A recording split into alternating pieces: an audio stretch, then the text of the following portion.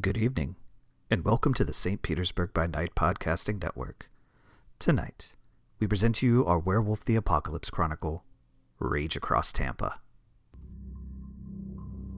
Welcome to another St. Pete by Night revamped production. The following is rated for mature audiences and may contain graphic themes that will be distressing to some viewers. As always, we recommend you ensure the safety and well-being of yourself and those around you at all times. Viewer discretion is advised.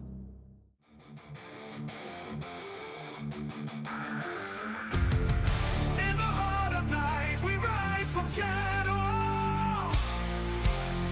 howling at the moon, igniting our battles, cleansing dire of an endless fight, until our final days we will fight.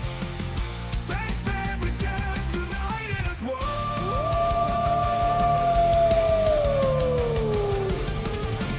Evil spirits lurking with horror and dread.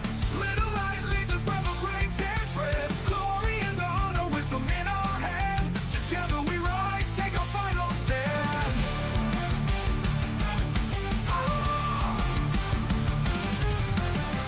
Everywhere we run, the wind is at our back.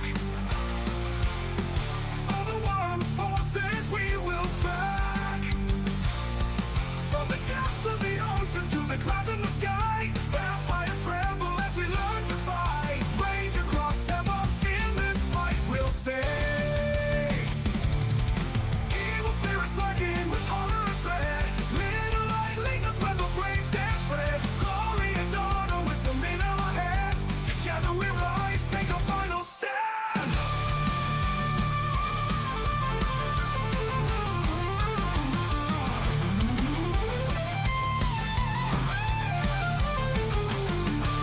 Rage across Tampa, in this fight we'll stay. Everywhere with the pack, let the nightmare die. In battles of honor, we shall never hide. Rock and never hide.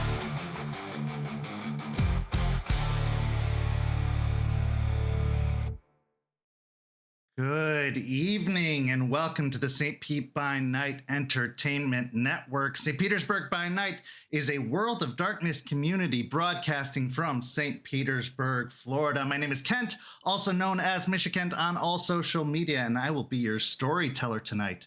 It's Tuesday night, and you know what that means. It's time for Rage Across Tampa, our Werewolf the Apocalypse 5th edition chronicle, where a pack of Garou have established the Sept of the Evening Star in Tampa Bay, Florida, where they combat the forces of the worm, both physical and spiritual. And if you like what you're hearing so far, you should go follow St. Pete by Night on all of that social media you see listed down below. And if you really like what you're hearing so far, you should join our community by following that Discord link you see in the description down below, because we have activities that you could be taking part in all month long. And rumor has it, we have some tables opening up in the next few months, including Vampire the Masquerade and Werewolf the Apocalypse. So if you want to be taking a seat at one of those tables, you should join that community as soon as possible, because I know that auditions are already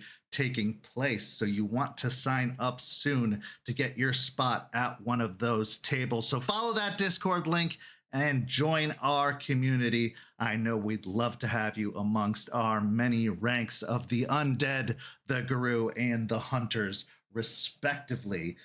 Of course, I couldn't tell this story alone. It would take some pretty incredible players to make it happen. So let's go ahead and introduce those players now. Players, go ahead and introduce yourselves if you please. Hi, I'm Noree, and I'll be playing Malicious Jester, the Galliard of the Black Furies.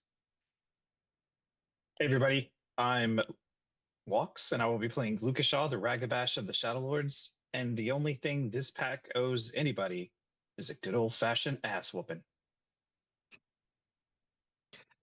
Hey everyone, my name's Preston. I play Jason Dreams-In-Decay Thorne, Theurge of the Bonar. Unfortunately, our Silver Fangs Philodox was struck ill at the 11th hour and is unable to join us today. So we wish Champ all the best in her recovery and hope she joins us soon. It is our summer finale. This is our last episode until late September, and we're really glad you're all here to join us for it because it is going to be a big one. That being said, let's catch you up on everything that happened last week.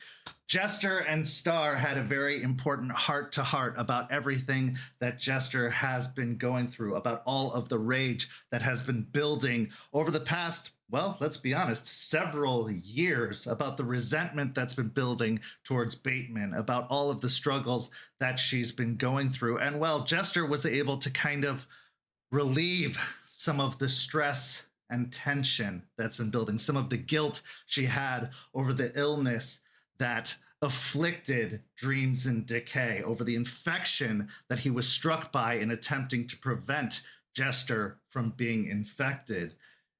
And with a little bit of Star's help, Jester was relieved of some of the Hirano and Hoglosk that had been affecting her. What will that mean for Jester going forward? How will she behave now that some of that stress has been removed from her shoulders? That remains to be seen. Aspen spoke with Anna Pelfrey about their legal approach to taking on the organization down in Piney Point, to taking on Pentex, and what it would mean with Bateman in the way, and how they would approach the meeting with Bateman, what strategy they would take towards this ceasefire, and how she should approach this treaty, and whether it should extend beyond this matter of handling this organization down in Piney Point. And then Lucas and Eliza had a very important conversation about his crisis of faith when it came to his patron Thunder, and now his vision that he had in regards to the prior occupants of the cairn, and how they were builders and how they had assisted the other changing breeds in the past. Then Jester and Charles went to the swamp that belonged to She Who Shines, and they assisted in cleansing the swamp, combating some of the infected creatures that had grown there before purging all of the infected species that had started to sprout up in the area, thus gaining the respect, or at least some respect, from She Who Shines, and assuring that there would be less ill will between the two sides moving forward, perhaps even the starting seeds of an alliance from that point forward. And then Aspen and Lucas went to meet with Edward Bateman to discuss the exact terms of the arrangement. Bateman laid down the parameters of how this arrangement would work, setting out that there would be boundaries, and that during certain times the downtown area could not be accessed, and that certain locations could not be accessed by the Garou, at least until the threat was neutralized. But with the hopes that this would go on forward beyond that. In exchange, he would supply information and iron going forward to help purge the threat and to make sure that the two sides could live in harmony. This agreement would need to be discussed before anything could be said beyond the threat, but it seems that an agreement has been made for the time being until the threat is neutralized. That brings us to tonight and our first scene, as Jace is on a ride that is interrupted by a phone call.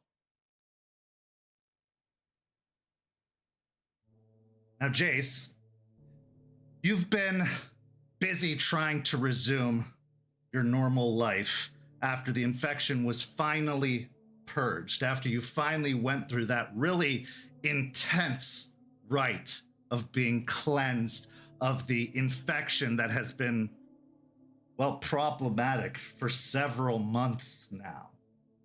But having been cleansed, you found yourself able to be without the staff, being able to reconnect to the spirits. Now, you have kept the staff nearby because you know of its importance. You know that it is a valuable thing, and if it were to fall into the wrong hands, that would be a terrible thing indeed. So you have kept it close by, but you haven't felt the need to keep it on hand at all times. It's been nice to set it aside for at least a little while to allow yourself that disconnect, to not feel attached to it for your own safety, and to be able to use your gifts freely, to be able to speak to spirits, to be able to go home to your bar, to not be able to be contained within the cairn, not feel like you have a leash restricting your movements. It's been very freeing.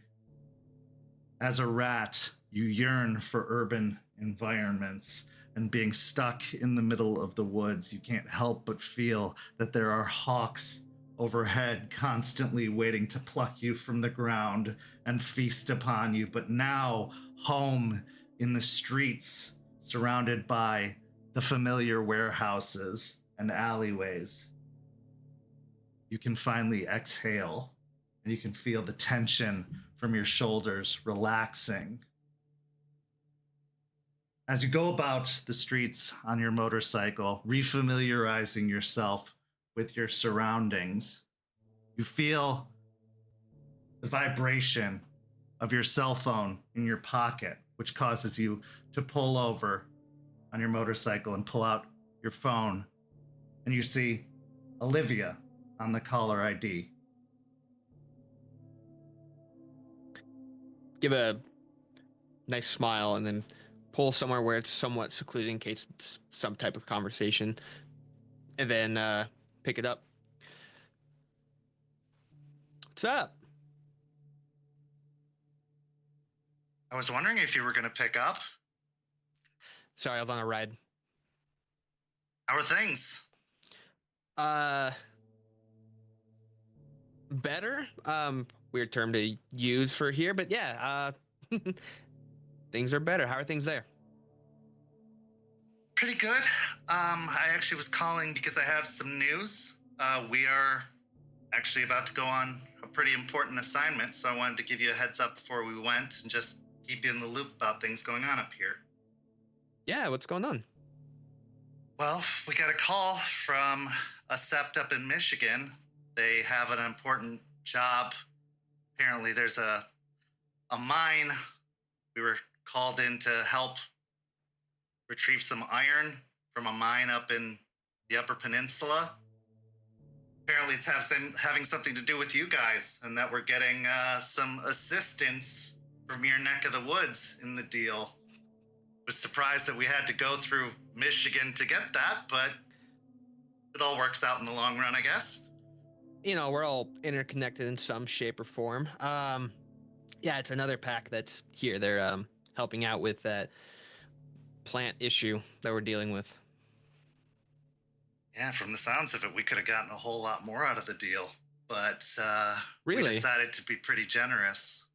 Yeah, from what I was hearing, we could have really, really squeezed you for the pretty penny out of this, but we're not greedy.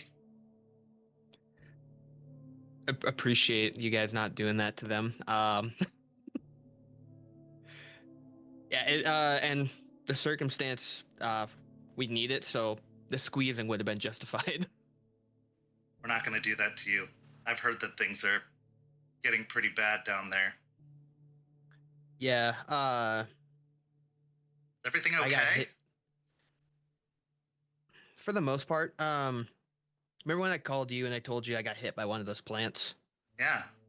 Yeah, I got like really sick by it, like really sick. It was affecting my head. I was hearing all different kinds of stuff. I was seeing things, but it was blocking my overall connection to pretty much everything. Even myself, I became irritable. At one point I lashed out at our my pack leader here. The infection itself got into my blood, and recently, I actually just got that all taken care of. Really extensive rite that one of the elders here did. Literally had to extract all of my blood out of my body. But you're doing better. Much better. The Aspen, she has a similar, actually same type of gift that I have, where can heal people, and she kind of helped me bounce back from the brink of death, in a sense. But yeah, the whole process has been excruciating. There's a lot of sleep, but I feel better. I'd say probably sitting like 80% right now. Fuck, Jace, if I'd known it was that bad, we would have come down there. You know that. I know, but I know that you guys also have your own shit you guys gotta do with. So Nothing that bad. At least I would have come down. I didn't want you to worry about it. Well, now I'm fucking worried. Well, Thanks for that, asshole. you're so welcome, but now you don't Worried have to worry after about the it. fact. But it's all taken care of now, so you're worried. You don't need to be worried. Gonna give me gray hairs. Jesus. I thought you already had those. All right. Calm the fuck down. My bad. Well, when you go up to Michigan, the pack that's there, they're young. Remember how I was when first came around, and a little unruly. Just kind of tried doing my own thing, got in trouble. Yeah? They're gonna be along the same lines. They just need some guidance. Well, word has it they're not going. Oh, Yeah, Okay. we're going with the Hell Sept. They're going to be taking lead okay. on this, and then we're meeting up with some of the folks up in Wisconsin, and the three of us are going to lead the operation into the mines. Going to leave the kids at home on this one. Probably actually send them back to you. Apparently, they're a little too inexperienced for something as this, and we want it to go as smoothly as possible. That's fair. A mine full of young Garou could go poorly. Well, there's some belief that there are some Pentex ops in the area, at least an Endron organization or subsidiary operating out of there, and we want to make sure that we have full trust and control of the situation before we get into any trouble, and having kids losing their minds out there would be a very, very bad idea. No, that's a good point. Fuck, Pentex. They're really. It was one thing in Columbus, that little bit that we had to deal with it, but here, Liv, it sucks. I fucking hate them. Sounds bad. But that's why they're bringing three of us, 3 septs going in. I mean, we want to make sure it goes well so that we can get you what you need. I mean, from the sounds of the negotiations, it was a pretty important call. So we were happy to help. I mean, we wanted to ask for something in return, so we didn't sound overly eager to help. We didn't want to look weak in front of the Michigan and Wisconsin septs. We would have done it for free, obviously, but because it's you, but we gotta look like we are negotiating. Right, you gotta play the part. Well, Sludge Fist isn't gonna look weak in front of Red or anything like that. No, I'm surprised that no one got hit during the exchange. Can't say. We weren't up there for that. We just called in Okay. and let them know what we wanted. That's probably better, because Sludgefish probably would have hit somebody. Probably.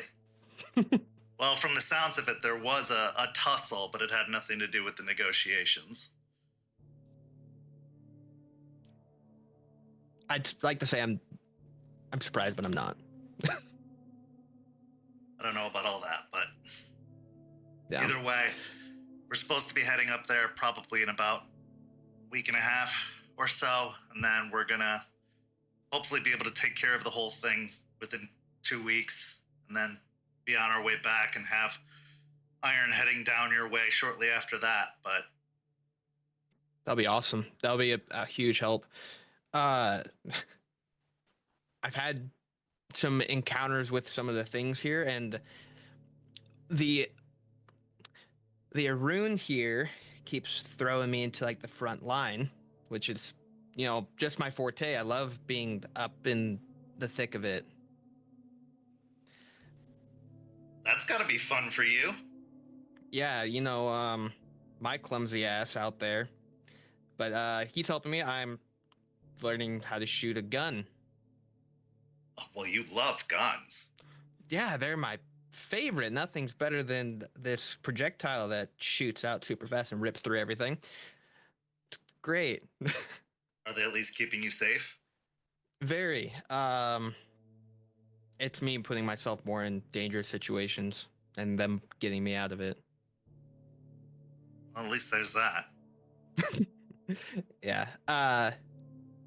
Yeah, we are just careful where going into that mine. That the things that we're fighting here, I'm hoping aren't there. There's beings that are infected with whatever they're throwing out. And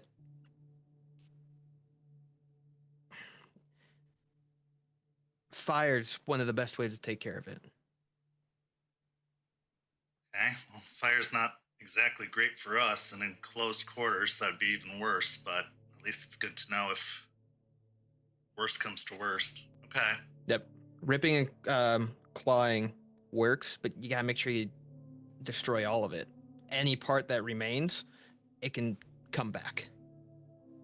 So every last piece. Correct. Yeah, none of it can. That's why fire is what works. Okay, so burn it all down. Got it. Yeah, if it is even there. If it has to do with Endron or Pentex at all, better to take all courses of caution, especially when you're stepping into that area. All right, so I'll let Spirit Keeper know about that, so she can keep an eye out if there's any pieces left over. Yeah, I gotta reach out to her. Having just some questions I got about the Karen down here. That curious if she's had similar run-ins. It's the urge stuff. No, that's beyond me. Yeah, I can write it down, but much beyond that, it's over my head. yeah. If you can just ask her if she knows anything about Turtle. Just Okay. I know it's weird. If it's going on what I think's going on, she might have an idea. I don't want to say too much in case, but if she can reach out to me, that'd be great. Like I'm gonna try and Leonardo, Michelangelo, Raphael, Donatello, that kind of thing? That Turtles, yeah. Yeah. Yeah, just this place is extraordinary and it's beautiful and it's so much fun, but it's so scary and it's dangerous but the thrill is awesome. Sounds like you're making yourself pretty comfortable down there. Don't go getting too comfortable. I've gotten pretty comfy, Liv. I have a feeling that might happen. I got nothing against Columbus. It was great. It's my home. But this place, it's something that I've never experienced before. It was only a matter of time. We already have a theurge up here. And when Rat came calling for you and saying that you were needed, I'd hoped we'd have more time. But this is how Garou life goes. It doesn't mean we can't visit. I know, and you have a story of your own to write, and I can't wait to hear it, and I can't wait to tell it. I'm excited for you, and we're family, and that family doesn't stop just because of distance. I'm so proud of you, and I want you to know that you will always have a home here. And of course we'll visit, and of course we'll see each other, and it came a lot sooner than I hoped it would. Well, Rat didn't really give us a whole lot of time. He just kind of said, hey, do this. You pass, cool, you're leaving. That's kind of how that went with him, and that's just how he is. He's not really one for big, extravagant things. This is happening, go do it. Yeah, if only you'd been a serpent like me. Yeah. But, Rat and I have a history. Yeah. Fucking prick. But yeah, I get it. Yeah, no, you're right. He is. But if you do come down here, you're going to really love everyone that's down here. And I don't know if I want you to meet the other Galliard down here, Jester, or not. It's either you guys are going to really hit it off and be best friends and torment the shit out of me, or you're going to hate each other. It's either way. Tell me about her. She's a lot like you. She's a Black Fury, though. So shit. Lot of passion. Yeah, I know that type. But she also has this really endearing, caring side. She puts us all on her back to carry, and the reason I did what I did is because she reminds me of you, and that's the only thing I can think of why I would jump in front of a giant volcanoing, porous, stupid plant. You getting a crush, Jace? I don't know. Hope not. But I'll just push those to the side. Well, she reminds you of me. You could do a lot worse. Actually, I don't think you could do any better. I don't know if I want to say yes to that, because then you will come down here. Damn right I would. Yeah. No, everyone here is really great. And that's why I've gotten so comfortable. Like, with everything else going on,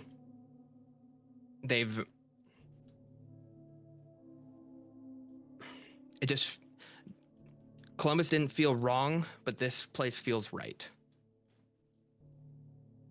Good. If it was important enough for you to go down there, they damn sure better deserve you. They performed that right to get that infection out of me. And they've been more than accommodating to letting me in and giving me a place to stay. And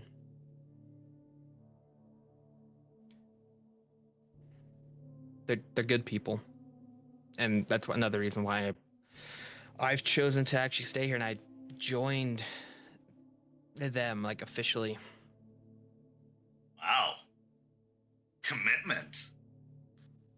Yeah, first time for everything. Guess so. Well, I'll have to break the news to the rest up here. They're going to be devastated. Yeah. They'll be happy for you. They will. Well, I mean, as happy as I can be. I'm sure Firetongue won't be overly thrilled. She'll have some choice words. She will have a laundry list of choice words for you, but she also, of all of us, knows that it was inevitable. These things, it's part of the process. You can't stay in one place forever. Our job as your first pack is to teach you and bring you up and then send you out into the world to find your place, and it sounds like you did. I wish it was here, of course I do, but I'm glad it's somewhere, and I'm It sounds like you're doing really important work. Yeah, it's big. It's trying to balance things out again. You know how the triad's off, and trying to get that balance. Like, it's so heavy here, and this fight's gonna take a while. But I believe we're making some decent headway. But this eternal battle that we have, it just seems like the hits keep coming, but we keep trucking on. Well, they never really stop. That's the point, isn't it? I mean, if the fight were ever to end, what would be the point of us, one way or another? I kind of hope it never does. I just hope we get the upper hand in it one day. Maintenance would be cool. Yeah. I'd be okay with that. That would be good. Better to just be trimming the hedges than having to keep up with the overgrown forest. Plants in general right now, I'm over it. Oh, I can only imagine. There's a plant that attacks us also. Us? Yeah. So I don't know how it works or anything like that, but Jester came in contact with it, and it's like inner workings of this like viney plant has silver in it. Oh, you're fucking kidding me. No, it lashes out and will strike you with it. So silver plants that act on their own and attack Garou. Yeah, and that's the ground, and then you also got from the sky these weird plant bird things. I wish I was making this up. So we can't even trust the animals anymore? We can't even trust animals and plants anymore? Well, that you'll be able to tell the difference for sure. They'll look weird. Like, they'll look like they have these mushrooms almost growing off of them. But yeah, literally watch the ground you step on and the skies that you're beneath. Fantastic. Okay. Great. Yeah. We're literally going into the ground, right? We're going into a mine. Uh-huh. Yep. Have a Spirit Keeper look on the other side. You can see them. Pretty sure she lives on the other side most of the time, so... She really does. If she could live there, I'm sure she would. A summer home. I know that's her long-term goal, is to have a summer home on the other side. Yeah. Hey, if anyone's going to do it, it's going to be her. It will be. It sure will.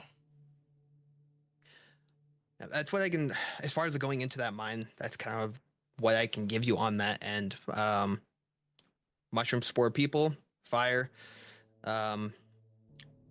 Watch out for plants that have silver linings, and explosive volcanic plants, and the sky with the chaotic birds. Okay. Well, as far as I know, if anything weird were happening up there, I'd assume we'd be getting word of it, but we'll keep an eye out at least for anything strange. It's a big place. I mean, it's one of the biggest mines left in the country, so there's a lot of eyes on it. I think we're just going to be mostly running into people and trying to keep a low profile as best as we can, and most of the resistance seems to be human security, if any of the early reports are to be believed. I think we're just going to be running into Banes and possible Fomori, but I'll let you know how it goes, of course. As soon as it's over, I'll give you a call and let you know how it went. Awesome. Now, that's all I can really give you that I can think of at this moment. The people, if it is Pentex, they can, if it's all connected like I think it is, they can communicate telepathically. So it's not even like by sight, it's all in the head. When I was infected, I was able to tap into it. This just gets weirder and weirder. Yeah, it's only. I think it's gonna get worse before it gets better, but that's why you guys helping is gonna be awesome. It's gonna be huge. Okay. Yeah, sure thing. We will get you what you need.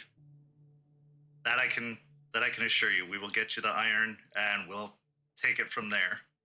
This is gonna be one of the craziest stories I've ever written. Yeah.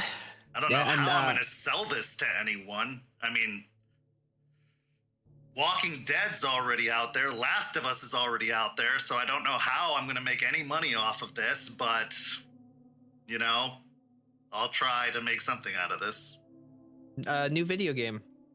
Sure. Might be able to make that work. Sure. Yeah. But let me know how it goes. And if you need anything, just let me know. I'll see if we still have a picture. The one of the bags had a picture of the fertilizer they were using, and if that's in the area, you for sure can bet that the plants will be nearby. I'll reach out to someone and I'll get that picture sent over to you. Yeah, if you can give us any heads up, any extra information. I mean, we're basically relying on whatever they have up in Michigan in terms of intel, so any extra help would be useful. I mean, we're going in mostly based off of what they're providing. They're taking point on this, so we're just coming in as assistants. But you don't have any of the things I mentioned going on there, right? Nothing yet, no. Okay, good. No, surprisingly, things have been fairly quiet here. We've been doing mostly maintenance, which is why we were willing to step in and help out on this one. That's good to hear, though. At least you Yeah. get to do the maintenance. Yeah, it's been nice. I mean, even the leech issue has been quiet. We haven't really had anything going on here, which is alarming, but I'm cautiously optimistic for the time being. We're just not having anything happening. That is weird, especially with the leech issue.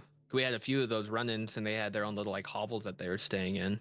I know. Well, we were able to knock out some of those hovels, and it seemed like they retreated after that. Like they really, really pulled out. And we think that they may have moved to Dayton, possibly even Cincinnati, but it's been quiet, like very quiet. And that makes me nervous to leave the area entirely, but this should be a quick out-of-town thing, and we're going to be leaving some spirits behind. Spirit Keeper says she has some scouts that she can leave behind, some sentries she can leave behind just to watch our backs, but we want to roll out as full forced as possible so that we're not leaving anything up to chance while we're up there. So That's fair. And luckily, it's not terribly far. no, it should be a quick few days that we're up there, and then we'll be back. Okay. Well, I look forward to hearing from you. Yeah. You need anything, just let me know, and I'll let you know what I can do. Yeah, I'm sure everything's going to be fine. I mean, we've handled ops like this before, and if we're bringing 3 septs worth of Garou, this should be a piece of cake. Should be a nice little cakewalk. Yeah, I'm not worried about it in the slightest. But you just please be safe, okay? I'm always thinking about you. You're always on my mind, and I want to make sure that you're well taken care of. I was really, really worried to hear that you were sick, and now I'm glad you're better, but if it happened once, that means it can happen again, and you might not be so lucky the second time, so please watch your back down there. I never want to go through that again, so absolutely, I will be as safe as I can. Okay. I'm glad you found a place that you feel appreciated and loved, but know that nobody, and I mean nobody, is going to love you as much as I do. I understand that, and I love you too. All right, well, like I got some preparations to make, but send along that intel when you can, and I'll spread the word that you say hey to everyone up here, and I'll definitely text you everyone's grumbles and retorts and well wishes. I look forward to it. All right, take care of yourself. You too. You'll hang up. As she hangs up the phone, what's going through your mind after that conversation with Olivia? He's happy to talk to his best friend again. It was hard to tell her that he's not going to be coming back there to his home, but it was something that he'd been wanting to tell her for a while. But he's also nervous about what's going on. With what's been going on here with Pentex and how they operate going into that mine, even with 3 seps, Pentex is, in this chess game, 5 moves ahead. So he's trying to figure out a way to benefit them the best he can. He gave all the intel that he feasibly can. He wishes that he could tell her more, but there are some things that, him being a rat, he can't really disclose. Having those secrets, even as a rat, can weigh heavily upon you. And as confident as they seem, as well equipped as they seem, Pentex is always an unknown threat. And there is nothing more frustrating, more unnerving to a bone gnar than the unknown. With that, we transition to our next scene. Jester, the last few days, ever since your conversation with Star, have been unusual, to say the least, because they have been light. You probably didn't realize just how much weight you've been carrying on your shoulders, just how much fire you've been carrying in your chest. You didn't realize just how much this all has been affecting you, truly affecting you, until it was gone. Both for the good and the bad. Relief would be an understatement, because it's easy to be relieved of something in the moment. It's easy to have your burdens relieved temporarily. But to literally have deep wounds, scars on your soul healed,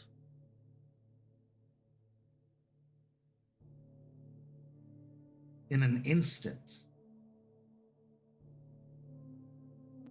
to have the things that have pained you and possibly even motivated you, driven you, lifted, even if they were unhealthy motivations. It can send you into an almost daze. And to add on top of that, the information you were given by Star, the 3 paths of motivation. Juniper, your sister. The bat.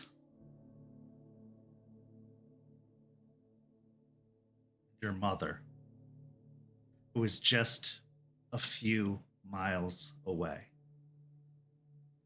who you'd believed to be still in Colorado, drowning all of her pain all of her anger, all of her sorrow, all of her history. Now seemingly cleansing herself in rehab, something that you would never have thought possible. Something that you may have only dreamed about once upon a time. Now, actually happening. And now, actually happening within a stone's throw distance from you. So, with this daze, you find yourself seated at the dining room table. And it's the smell of the stir fry from the kitchen that brings you out of the daze as Charles, with a apron around his waist, carries out 2 plates from the kitchen, setting one down in front of you before bringing another over and setting it in front of his place.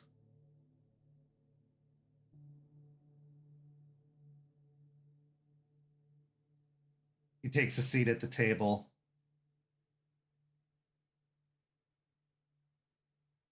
Looks good. I certainly hope so. Where have you been?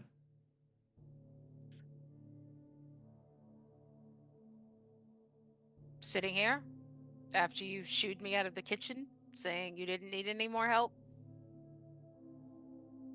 I think we both know that's not what I mean.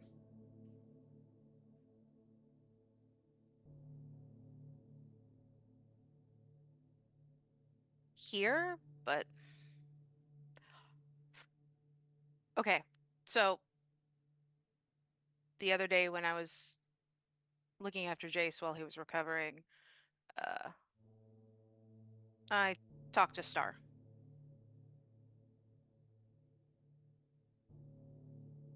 She actually visited me, so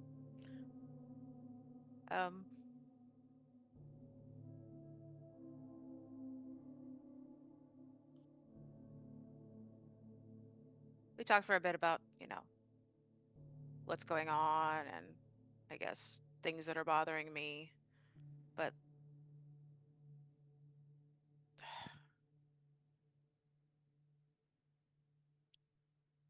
she well, she gave me three people to help. I guess you could say like tasks sort of for something, but she said there's 3 people that I have the opportunity to help. And then also she kind of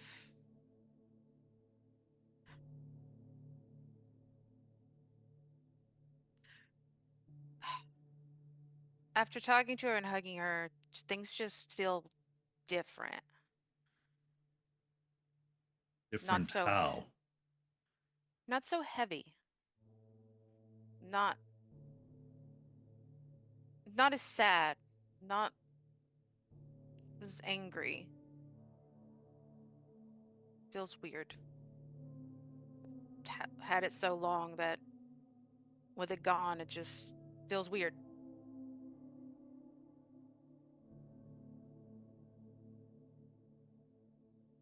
He furrows his brow.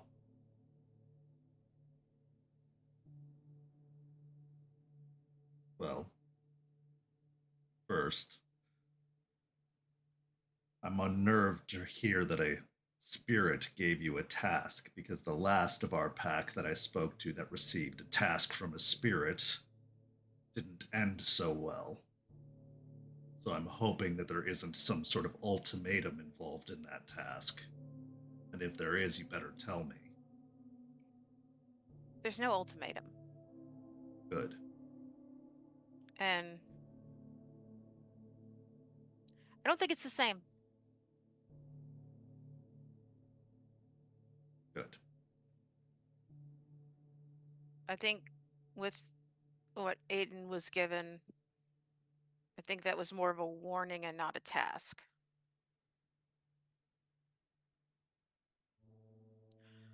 Uh, Fair enough. I mean, I'd be happy to tell you about them. Uh,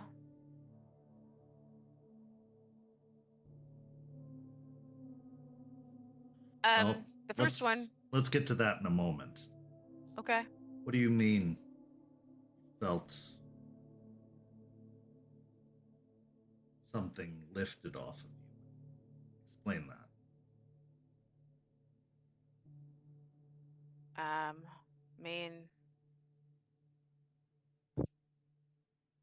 for the past at least year, I guess, I've felt just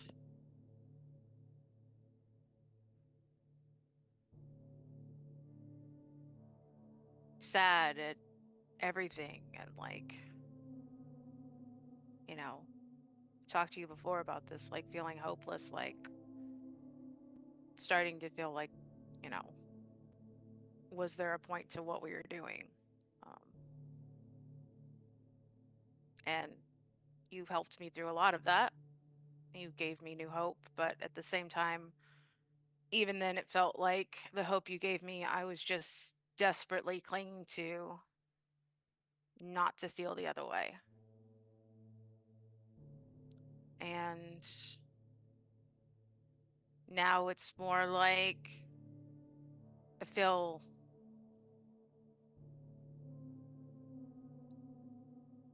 I actually do feel hopeful. I feel like we really could do this if we put our minds to it.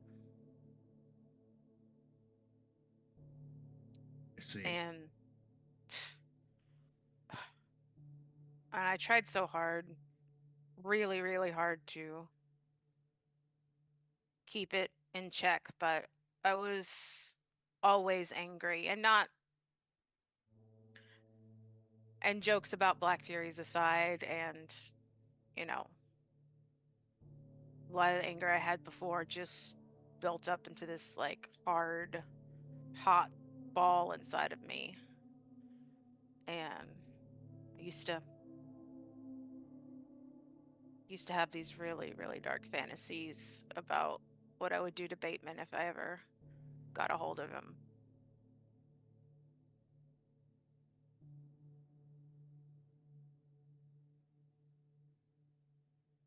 It's kind of funny.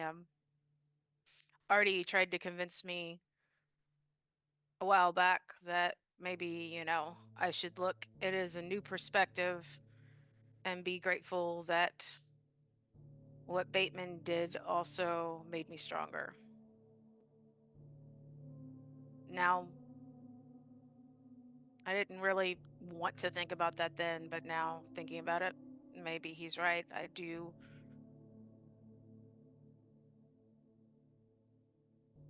I was naive and now I'm not. And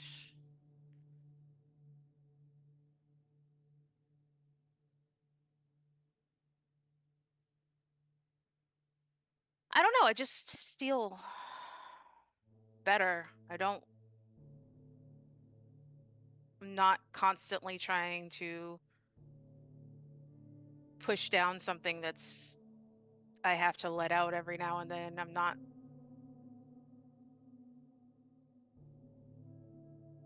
so wanting to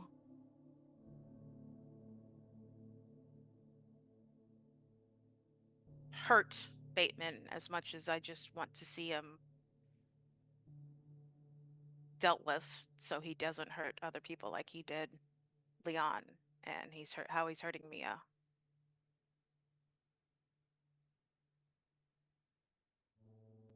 You've centered. Yeah.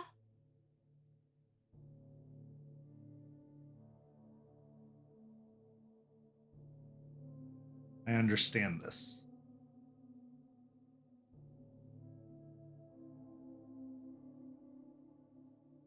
I have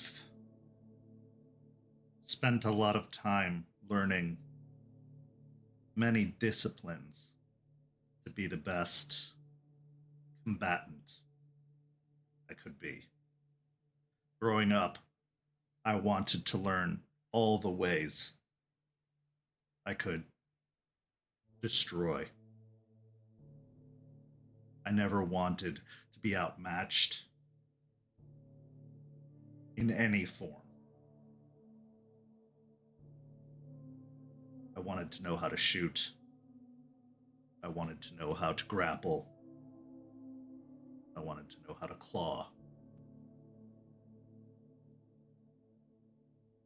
In all of those disciplines, in all of those arts, the one thing that is consistent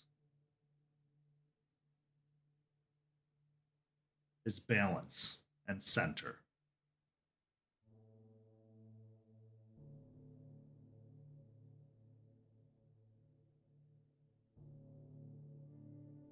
If you know where your balance is, you know where your center is, you can counter any force.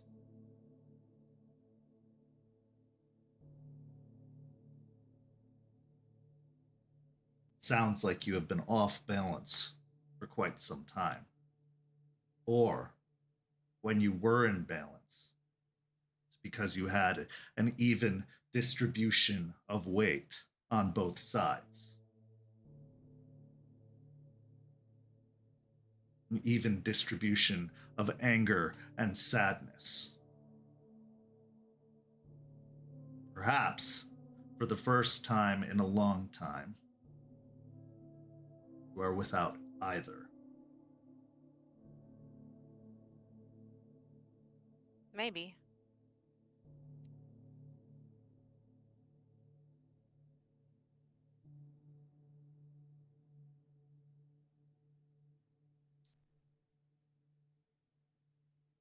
My recommendation to you would be to savor it, because it doesn't last long and it's a rare thing for our kind.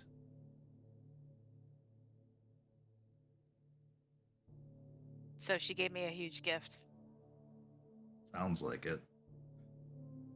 Or it's some sort of spiritual trickery, and that's why we should never trust them. But Mm-hmm. call me a skeptic.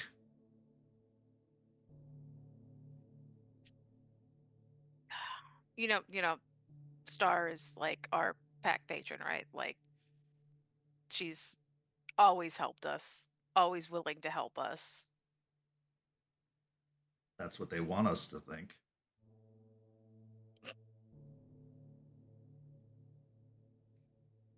You see the corner of his lip upturn ever so slightly. Mm-hmm. But yes, I believe she has given you a gift. A well-deserved gift. You have carried a great burden on yourself for a long time. And not just your own, but the burdens of others.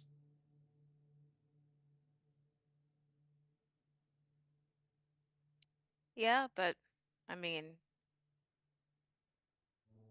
you've carried some of my burdens. At least I was a burden. Yes. But I have center. I have balance. Yes, because And you're I'm very perfect. strong. Mm-hmm. It's fair. You are probably the strongest person I've met. It might be a debate between you and Ryder, but that will never be figured out. Difference is I'm still alive.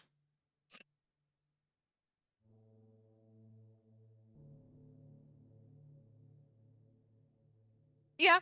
Okay. That's fine. That's a good one.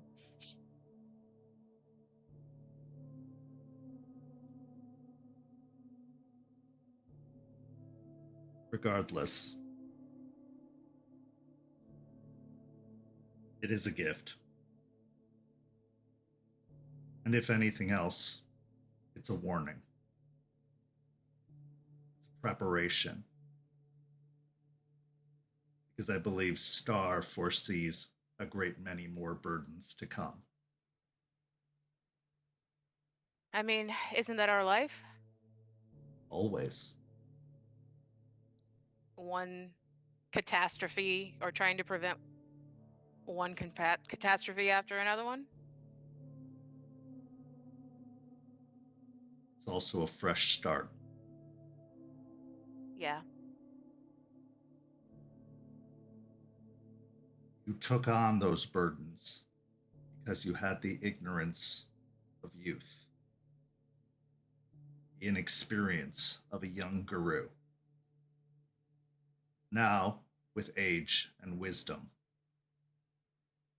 with experience, you have learned how to foresee, how to prepare for, how to weather the storm of a Garou life.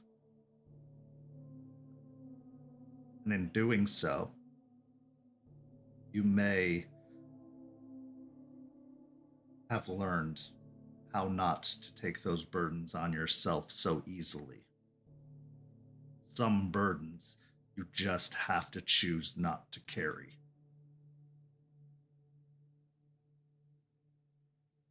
Okay. It's not an easy thing. Believe me.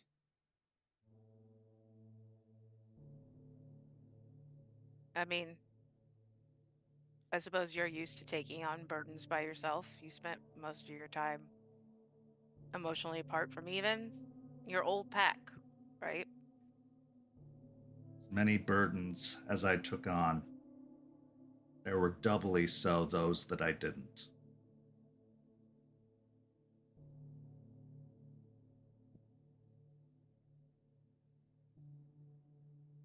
You be help. Will you be help?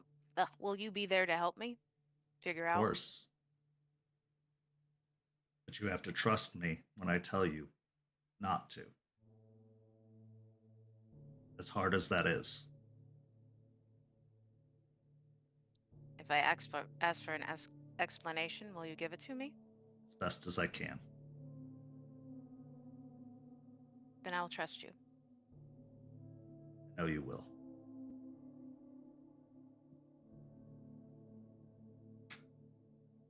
So, he grabs the napkin and puts it in his lap as he starts to eat. Tell me about these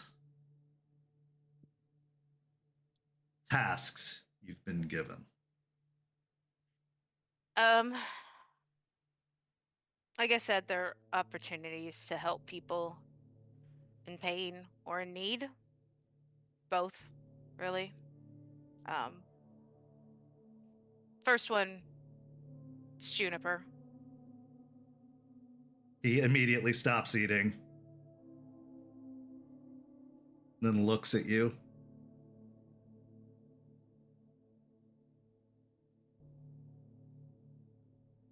Well, she didn't bury the lead. You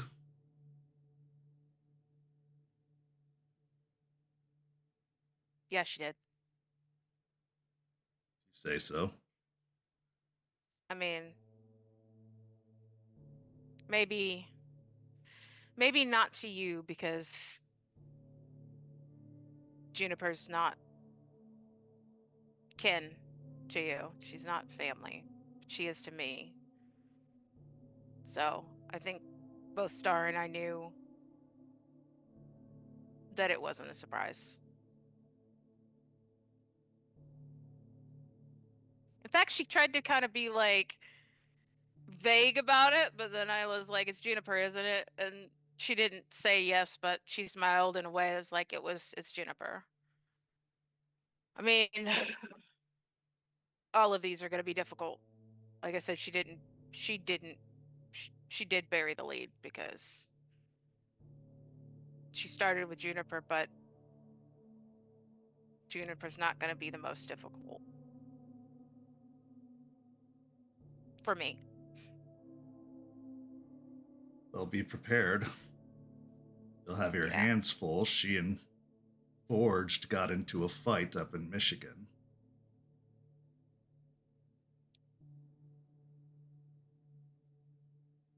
Shit.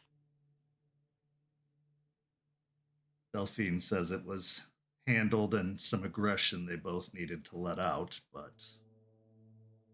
nonetheless. So this is just pups fighting? I mean, that So- happened back in Colorado a bit too, so I got into my own scraps with other pups. So, So it would seem. okay. It's not too bad, hopefully. I mean, she has some sort of plan or some sort of vengeance she is trying to enact. I know she and Gorgon talked about it. I need to get her to trust me enough to talk so I can help her.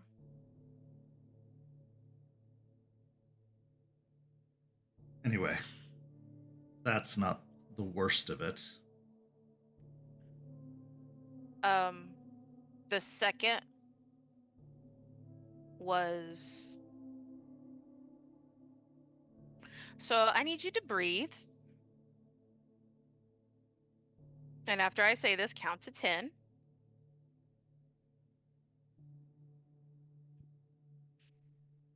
There is a Kamazotz, the Werebats. There's one here in the city. Now you're just making things up. Mm-mm. I'm pretty sure she wasn't. She said that he's in pain and he's not well in the head and he's been tortured with voices of the worm for a very long time. But there's an opportunity to help him.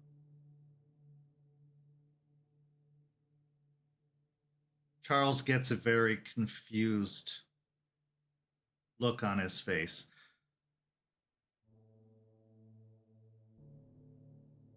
Jester, this isn't me being coy. That's impossible. Kamazotz have been extinct for a very long time. The last of them died easily 100 years ago. Then why were we talking about them if they were extinct? Shouldn't we be talking about the potential ones that could come that were still around? I'm confused because we've been talking about them for like a couple weeks, ever since She Who Shines shows up.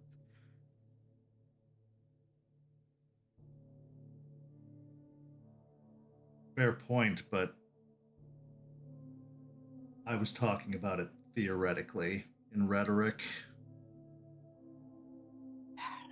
Expecting the unexpected, but it is quite impossible.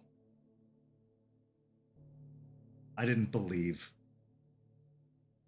that a Mokale would show up, and here it is.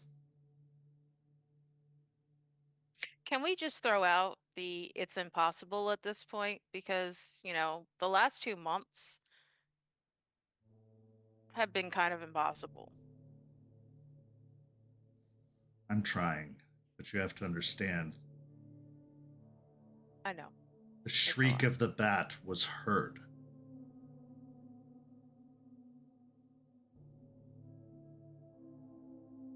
It was recorded in story. I don't know. I mean, maybe it was some other sort of bat creature?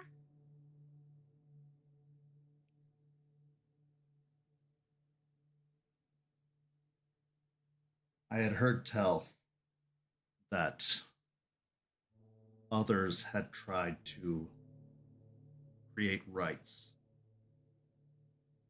to manifest new changing breeds, new bats, to bring back the Kamazotz, but to no success.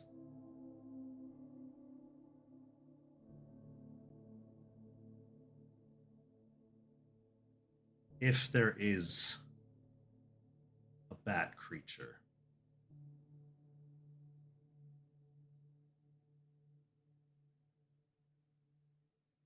could be a leech. It could be some creation by Pentex or the worm. Or could be something else entirely, but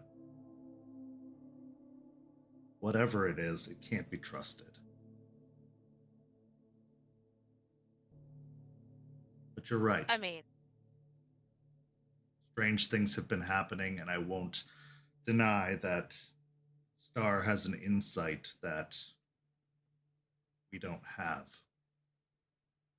But as far as the nation is aware, as far as our scholars are aware, as far as our history is aware, the Camazotz are extinct. okay. Well, whatever he is, he needs our help. And yeah, probably not trust him. From what Star said, he was already tormented, so by she said voices of the worm, so that alone, one, I want to try to help because that's terrible and I don't think people should suffer that. And but at the same time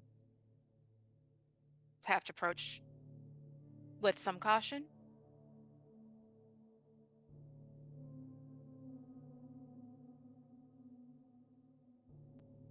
Agreed.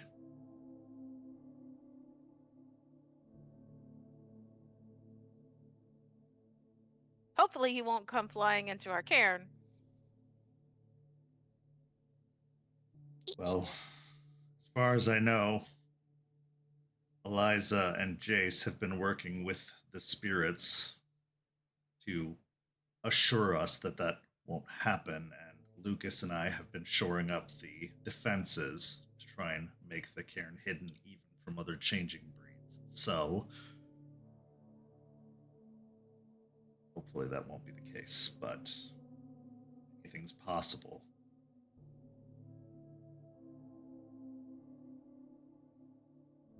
So, that, what's the third? Hopefully it can't be worse than that. Not for you. More difficult for me.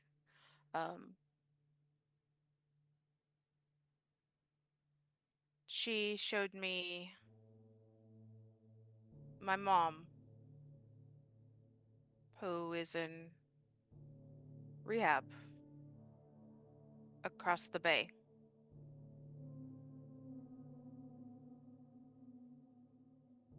Really? Yeah.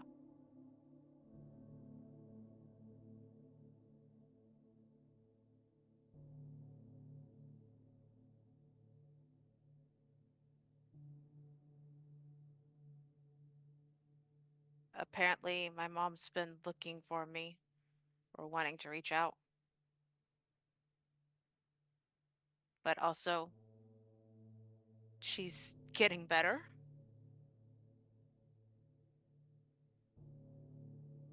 Did she know you were here?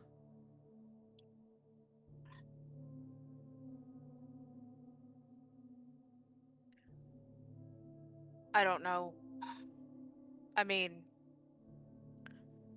I know Artie did some weird stuff to get to ruin most of the records of everything that happened last year, but um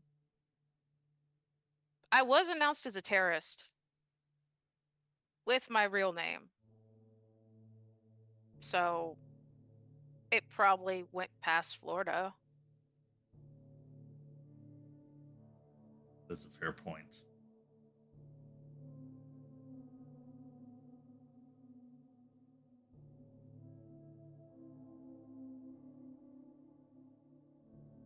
How do you feel about it?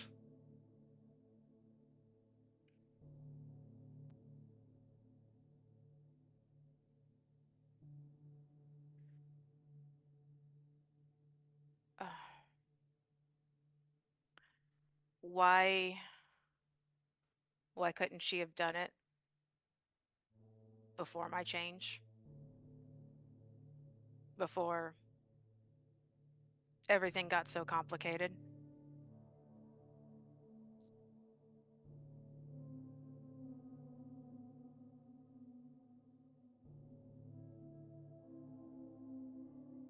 In the years and years, I'd hoped she'd get clean and we could get away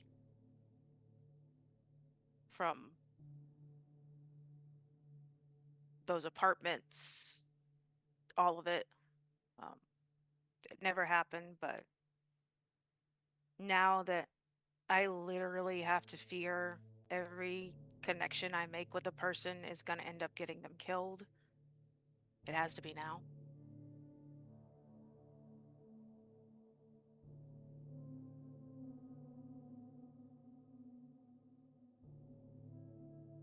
This is one of those things. One of those things you can't carry.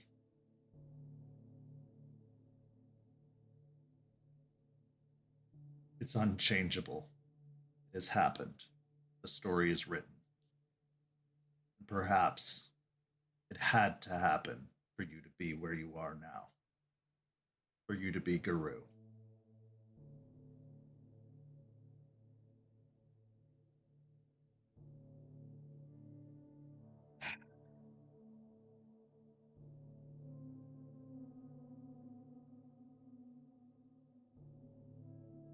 That being said, if you had asked me even a year ago, I would have told you, you're right.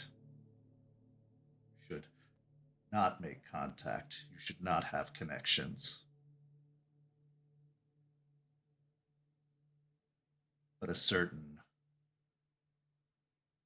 pestering, leather-clad, rebellious Black Fury has taught me that those connections are what make this fight worthwhile. That we need those connections. Give us something to fight for. And while they do make us vulnerable, while they do put us at risk,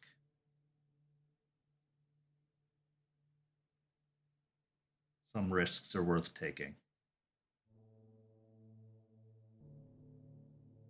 What you need to decide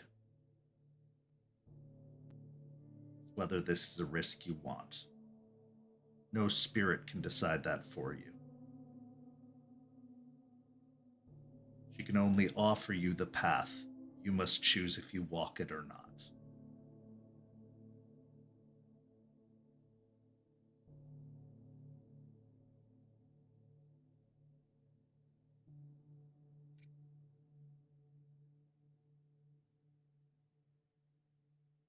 But you cannot change what has happened. You can only change what will happen.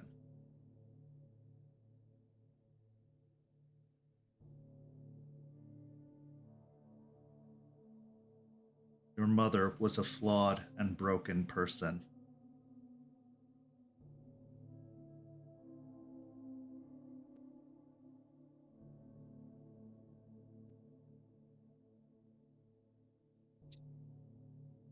I guess I have even more of an understanding of that now.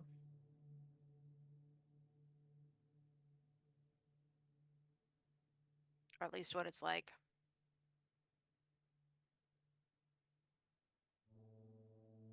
Sounds like more than one of you were given another chance.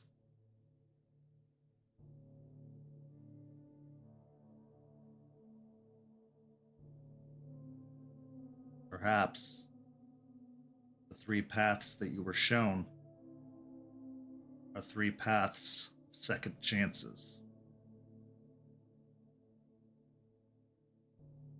That's why you were given the gift of a second chance. That you can offer that gift to them. Kind of like a pay it forward thing. Kind of like. It's probably a good philosophy to live by. Pay it forward. But of course, it also relies on the trust that the others will pay it forward too. Doesn't have to. You always expect others to follow in your footsteps. You will find yourself disappointed more often than not. Just do it because it's the right thing to do. You hope that they will as well. Yeah, I like that better. You set an example for them to follow, whether they do or don't.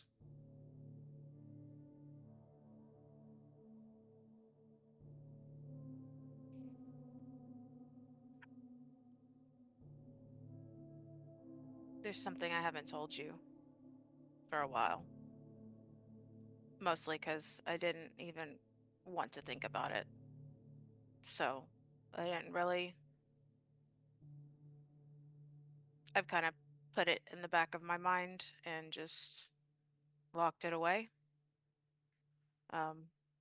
When Artie told me about Juniper and our dad, I also found out that my birth mother is still alive and here in Tampa.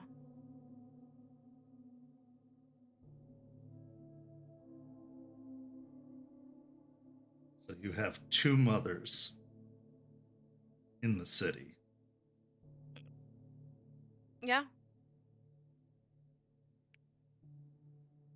Sounds like you have an excess of parentage. I mean, also Eliza and our unofficial mother-daughter adoption of each other. A modern family, if I've ever heard of one. Yeah, I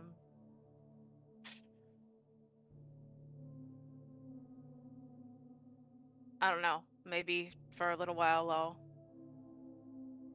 deal with the one I know and then figure out if I want to meet the one I don't.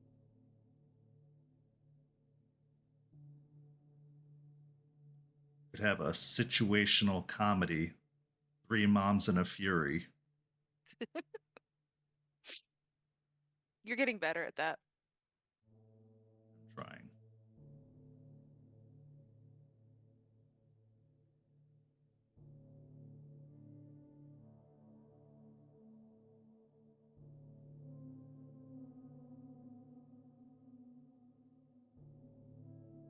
Well, that is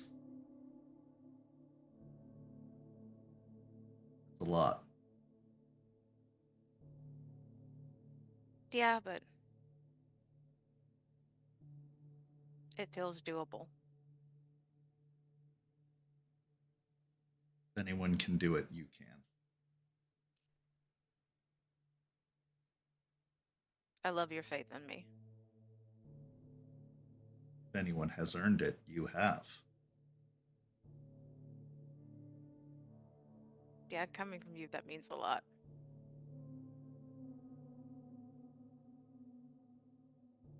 The King of Judgment. Or the Prince of Judgment, I suppose.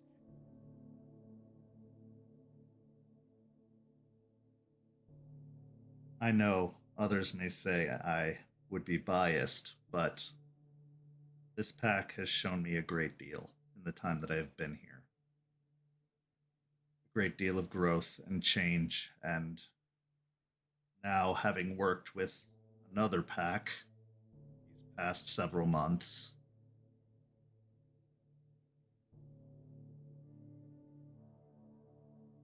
they have a lot to aspire to in seeing your actions and seeing your deeds and what you have done. And it makes me realize just how much all of you have accomplished under a great deal of duress and without a lot of guidance. You should be proud other Garou would have buckled under the strain that you have managed to succeed under. And I mean that with no bias.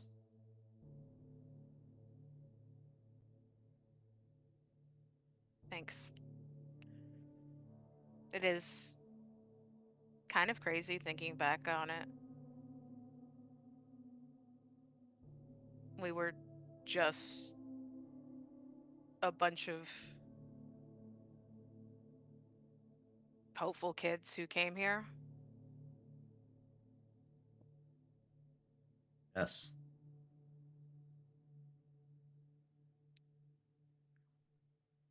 A bunch of dreams and no information. Now look at you.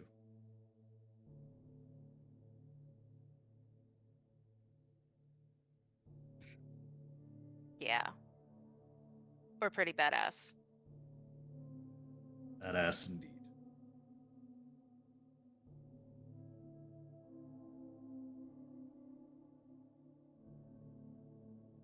Take your time to decide how you wish to approach these things, if you wish to approach them at all. But I believe you have an opportunity. You have gained a great deal of insight and wisdom over this time. And with that wisdom that you have gained, you are able to make choices and to help others in ways you weren't able to under the burdens you were carrying.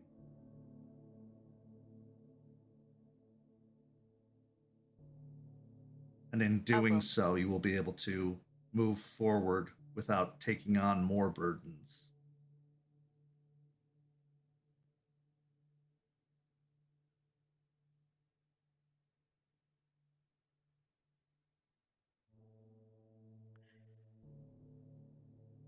You always give really good advice.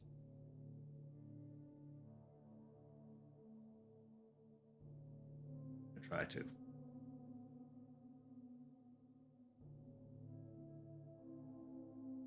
Your food's getting cold. Yeah, both of us are. I'll pick up a fork and start eating. As the two of you settle into your meal, taking that first forkful of food, it is, of course, divine, as most of the cooking you've gotten accustomed to eating at home is. But with the work you've been doing at the cairn and the heightened alerts from all of these new visitors and new threats that have been rising up, you haven't had a good home-cooked meal in quite some time. So this is a much-needed escape and relief, as you haven't had to eat on the go, going to bartending shifts and running to assignments as you often have. So as you take in the meal, what's going through your mind after this conversation with Charles?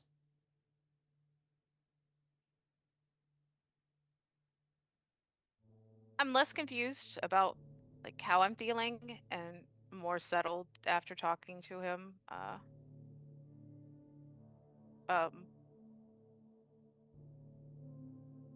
I'm,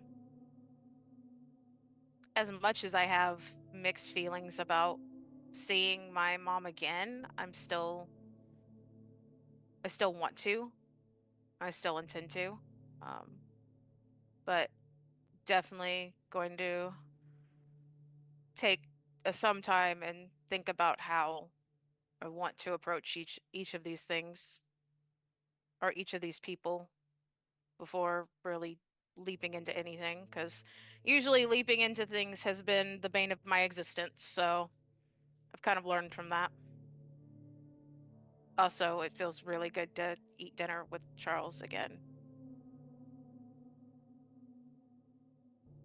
Speaking of unfinished business, we move on to our final scene of the first half of tonight's story. We find ourselves at the biker club belonging to the bikers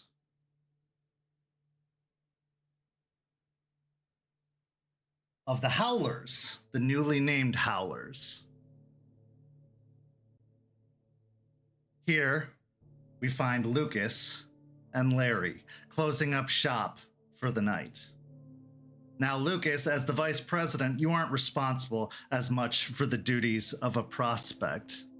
But as the officer that remains behind, Bruce having gone home much earlier, you are just overseeing the efforts, and you stayed behind tonight because you wanted to have a conversation with Larry. You wanted to follow up, as it's been quite some time since you've talked about kin seeking. Since you've talked about Larry's upcoming fate. He seems to still be avoiding the subject and has not even approached you since that initial conversation. In any encounters you've had with him since, it's usually been in groups. And if the two of you have even passed in a hallway, he's been quick to move past, keeping his head down and only murmuring an acknowledgement. But now, as the two of you are the only ones left in the bar, there's nowhere to go. So, as he stands behind the bar, cleaning up the remaining glasses, stocking behind the bar from the cooler, the scene is yours. Lucas will be sitting at the bar, nursing a glass of water. He just kind of crosses his arms on the bar and watches Larry for a moment, sure that he's not going to make eye contact with Lucas at all. And then he'll just speak up. How you been? Larry freezes before resuming. Well enough. Lots to do ever since everything's kind of changed around here. It's fair. Got a lot less hands. It's all right, I like to stay busy.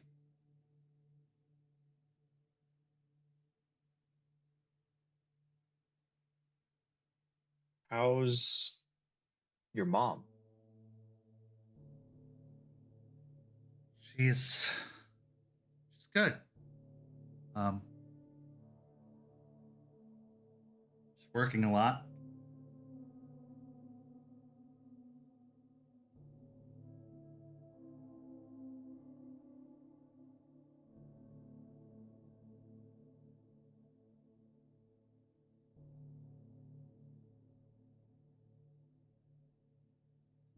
He stops, stands up, and as he's facing away from you, you can see he takes a steadying breath and then turns to face you. Listen.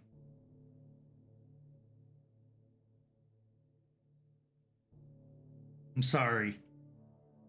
I've been acting so weird, and I'm sorry that I haven't been...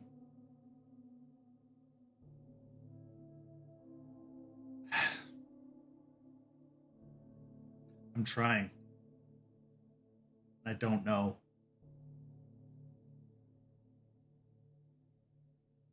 Everything in me wanted to run. Everything in me wants to run. Everything in me wants to say that this can't be true, this can't be possible.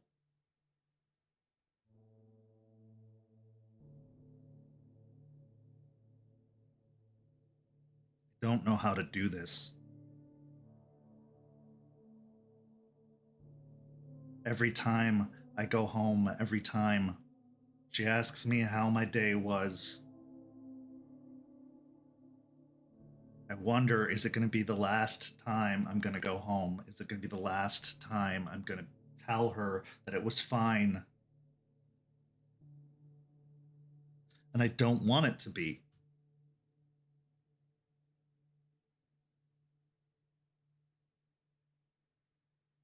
Maybe it's wrong, Lucas. Maybe it's not me.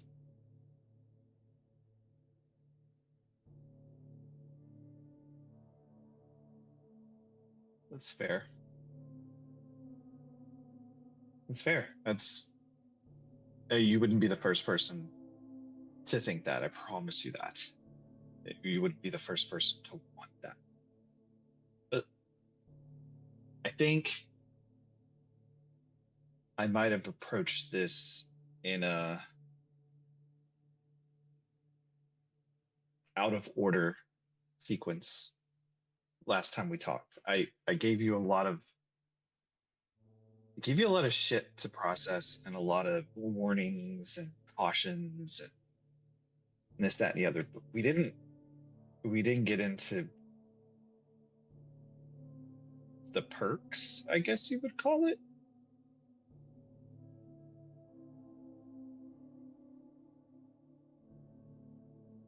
Perks? Yeah. Yeah, there's perks.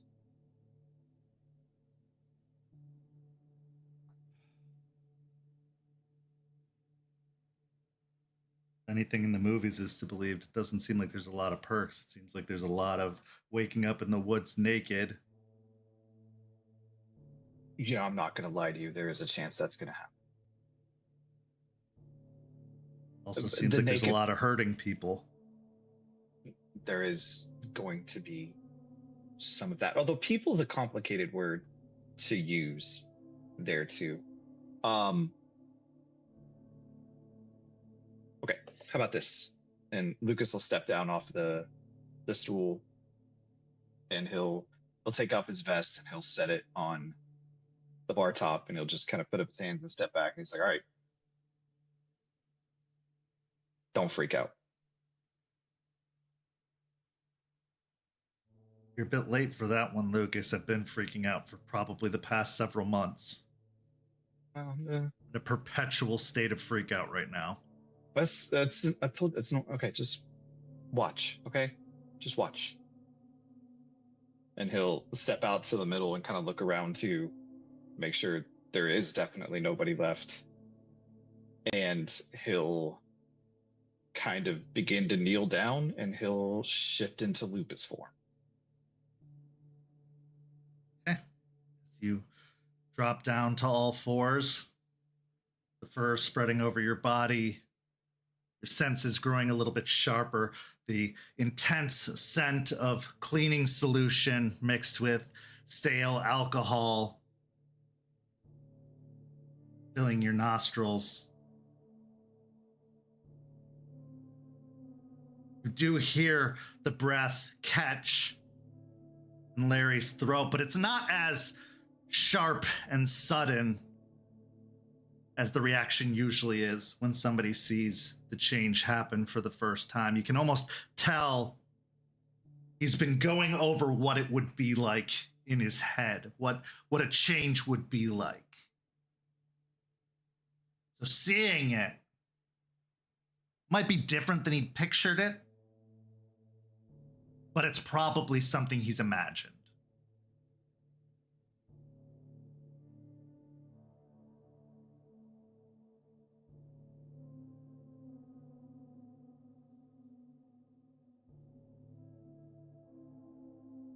Okay.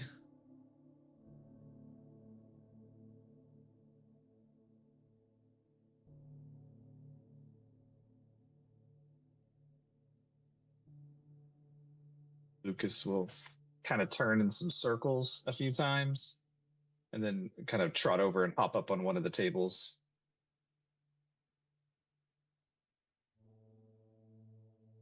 So do you still understand talking?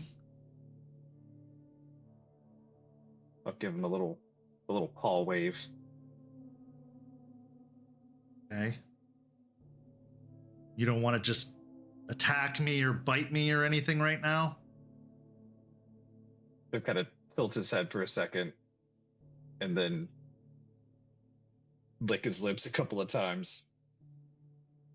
See him reach for a bottle as if he's going to smash it. He'll just kind of sit down and then just kind of go all the way down onto his belly. Very funny, Lucas. Dickhead. So you can control yourself when you're like this. He'll sit back up and take a couple of steps and jump off the table. And as he's jumping off the table, he'll shift back into Hamid form. He stumbles back a little bit at the sudden change and transition as you hop off, but as you are back in your Hamid form, he has his back pressed against the wall, but he relaxes once he sees you fully take your human shape again. How do you still have clothes on? That's the part I don't get. That's one of the perks, both of these perks. Yeah, so you were worried about the getting naked thing. We have a way to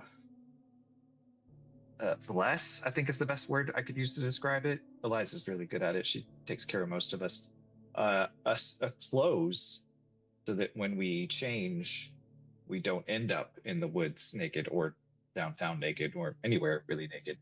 Is that why you never change your pants? Yeah, that's the thing. We can't wash them either, so that might explain some other things too. But we can, just like not in a washing machine. Yeah, okay. You smell like you've been washing your clothes on a washboard or something like that. That's a good assessment. That's a good assessment, Larry. Yeah. I always thought that was really weird about you. I'm like, is he kind of Amish or something? Like, that's just strange. I kind of grew up in a commune. That's a weird association, but we're going to get into that a lot later. Like a lot later. But to answer your question, and I was fucking with you, but to answer your question, no, I don't have an overwhelming desire to eat you or hurt you. This is just one of the forms that we use to accomplish what we do. Okay. One of. So there's more. There are this one, and then there are 3 more. 3? Yeah. The other 3 are more complicated. They take a little bit, 2 of them take a little bit more effort. One of them takes a bit more effort and is only kind of like break glass in case of emergency. That's the one you probably haven't from the movies. That's the like man wolf, big scary. Yep. Big scare. Yep, that's that one. Got it. It's underworld, like. But it's accurate. This thought process. It's got its own built-in. The stats and the others humans don't tend to remember when they see it. Claws and bites and. Why does Ryder or why does Bruce remember? Bruce. Something that me and him need to look into and discuss a little bit more. Somebody in Bruce's family was one of us. And he is what we call a Ghislaine. It's related to. That's not always something that manifests. So your mom, maybe, is the best answer I have for that. But they can look at us and not freak out and run away when they see us in our big scare form. Also, they kind of get roped into things because of that. Why he was VP to Ryder. Made perfect sense when I figured it out. Okay.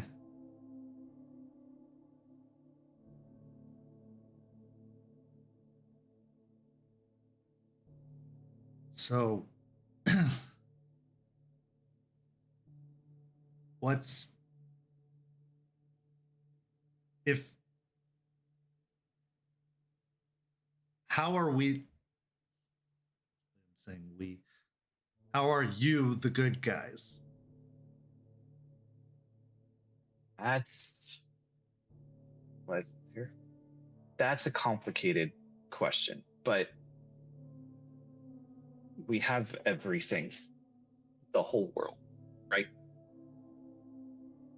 You watch the news, you read the newspapers. The world is not doing well, right? Shit's bad. It's bad for the people. It's bad for the land. It's bad for the air. It's bad for the water. That's not the way things are supposed to be. There's a natural order,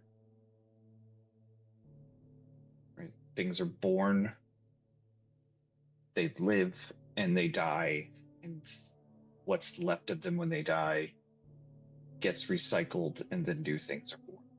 It's a circle. So, Right. The Lion King song, I get it. Yeah. yeah, Elton John, fantastic. So like when things aren't anything, they're just ready to be something, or they're just natural. We call that the wild. It's nature, it's energy, it's just pure potential, possibility. And then out of that, things are made.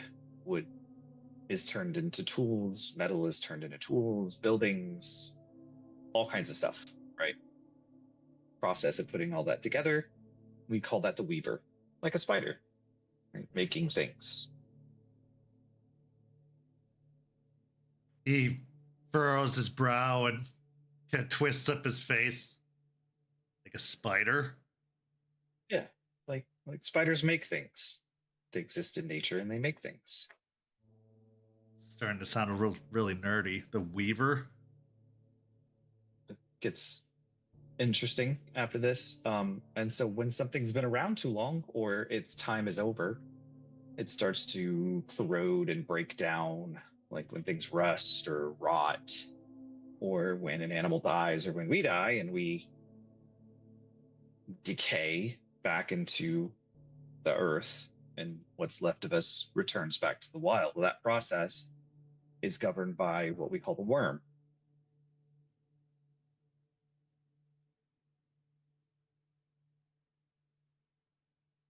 Like what we used to fish with. It's a representation. Yeah. Why don't you just call it beginning, middle, and end? Because the end is not like the end, it's a new beginning. Okay. Circle, right? Right. Okay. So at some point, the worm part of it went a little bit too hard. It wanted to break down way more. And some people say because the weaver made more stuff, that the worm had to do it, and it went crazy because it had so much it needed to break down. And now it's gone crazy. And its whole thing now is corrupting and decaying and killing and exploiting and destroying. It's trying to destroy everything. So that, the servants of the worm, is what we fight. Right. So all of this, the whole cycle, is part of reality, but we exist on Earth, I guess is the best way you could describe it. And Earth has its own thing. Earth is Gaia, Mother Nature. Sounds like you guys are doing a really shitty job. It's the world's not, as bad as it is. Yeah, it's not been great. It's tough. It's not Well- like we go out and actively recruit. Like, I'm joining a losing team. some people will say yes, Oh, some people will say no. great.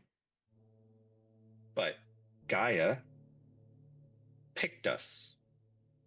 You, me, Jester, Ryder, Aspen, picked all of us, selected us to be this so that we could help. So we could do what we could to stop it, restore the balance. It's a big cosmic level thing. Boy, now I really am not wanting to be right.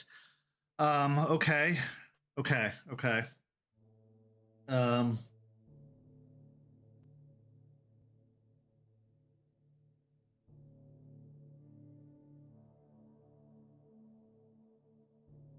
I have always wanted to help do good for people. I've always wanted to help better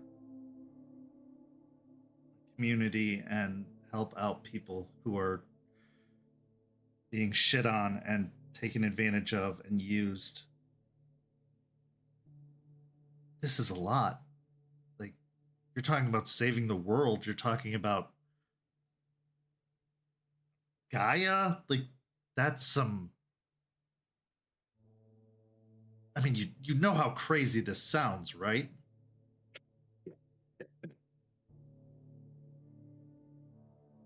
I mean, you did just see me turn into a wolf and back into a person. So. I mean, yeah, I'm pretty sure I'm crazy right now, but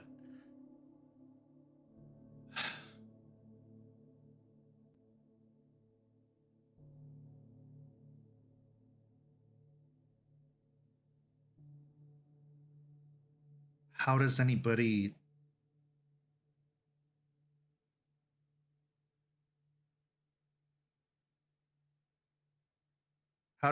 have a normal life, though? How does anybody have, I mean, I can't. Okay, like,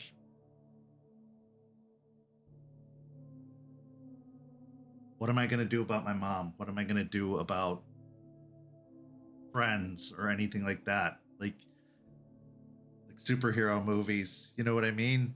I mean, all the werewolf movies I've seen, they always hurt the people they love. They always have to run away from home, or they always have to be shot with a silver bullet by their family members or their wives or whatever. Like, what? How do you have any? Do I have to run away from home? Do I have to leave the city? Like, how does it work? You don't have to do any of that, man. That's the thing. Like, you're in a better position than a lot of other people who figured things out. One, somebody found you before it just happened on its own. Me. That's good. That means you're already getting pieces of the puzzle instead of having to figure it out yourself and making mistakes. Two, and that's what I was harping on last time, is you gotta learn how to keep it where it needs to be. Use it when it needs to be used. Control it. It's not impossible, but there are going to be moments, and you just need to learn to monitor yourself, to be really mindful, self-aware. And like I said, perks, right? Your mom or your friends are in trouble. Well, you have both the club and the sept. You got two different group of people that you're part of it now, so your shit is our shit now, and that's the way it's going to work.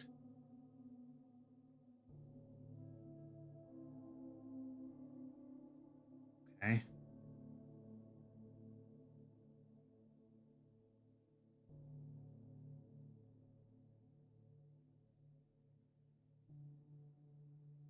Does it hurt when you change?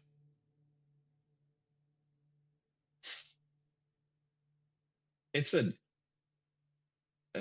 You asked Jester, so I'll describe it one way. It's different for everybody. For me, it's like you've been in a fight, right? And that adrenaline starts like really pumping and everything starts to like tingle and like buzz through your entire body. That's what it feels like for me. And then when I hit that new form, it's like a rush of things. Like right now, when I just changed, this place reeks. No offense to you, but that's on a level that only a dog could smell. So there's need to bring a pressure washer in this place. So there's just immediately new things hit you when you finish that and get into it. Your first time is gonna be odd. Might hurt, might not. Everyone's different, man. We're all different.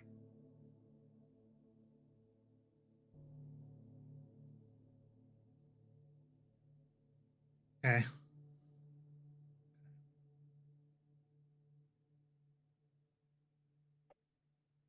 Do you know when it's going to happen? I mean, I don't want to hurt anybody. I don't want to hurt my mom, especially. Like, I don't want to do anything.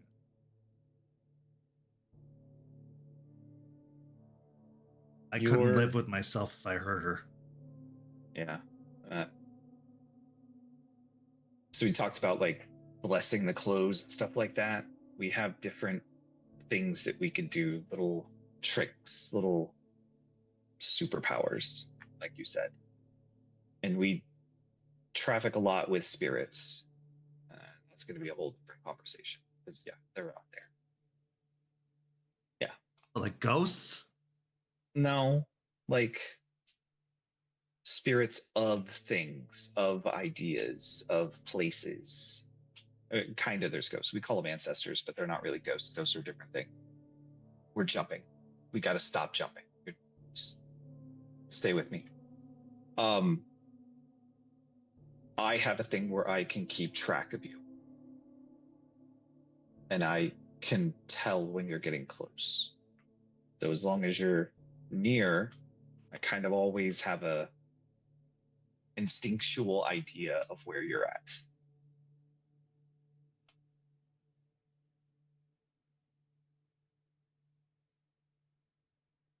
Okay. But you're close. I mean, you could try here if you want.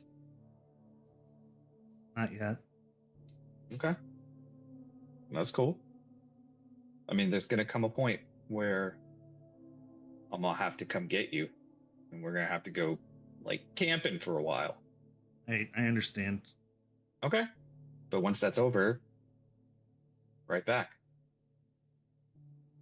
There'll be some training, some learning.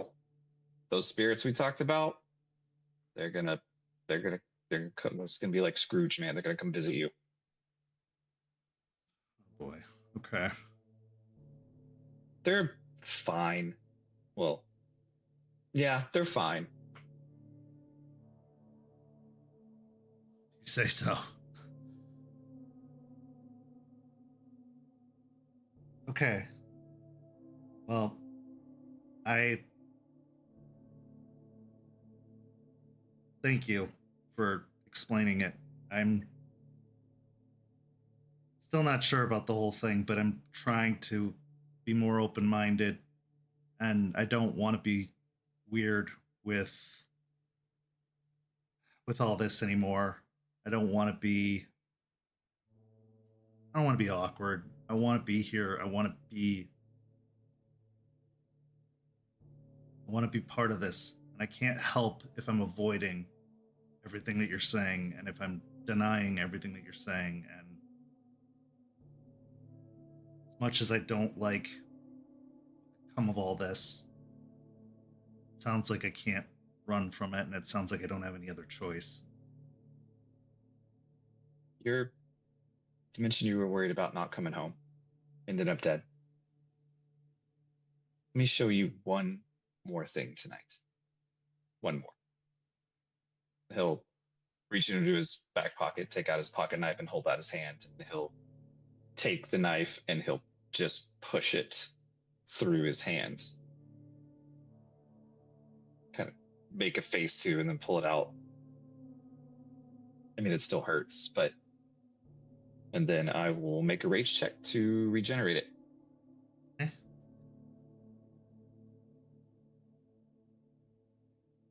Good on the rage check. And so as you feel the pain of the knife entering in, he winces, and then as you remove the knife and the blood starts to well and spill outwards, he looks down at the blood droplets spilling down, and then his eyes widen as the wound closes up.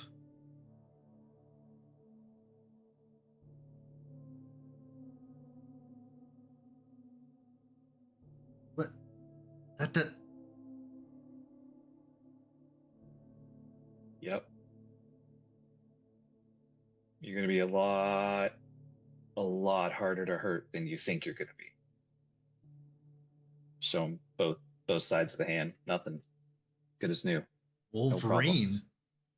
That's a good analogy. Yeah. And when you're big scary, twice as good.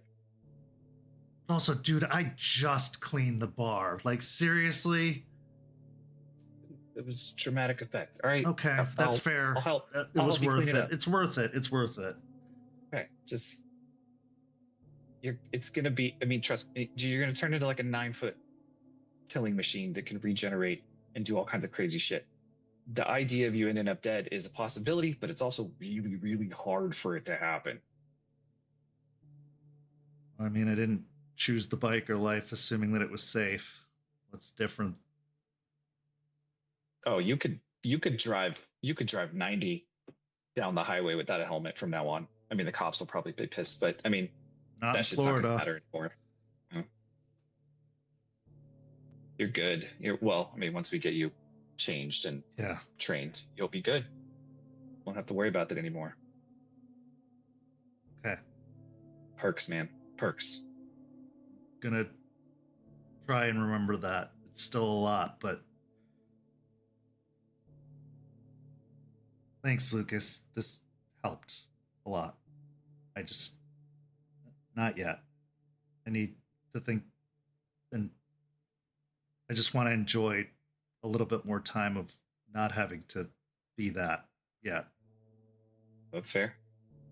If you start having weird dreams or start hearing things, then I'll tell you. call me immediately. I will, for sure. Okay.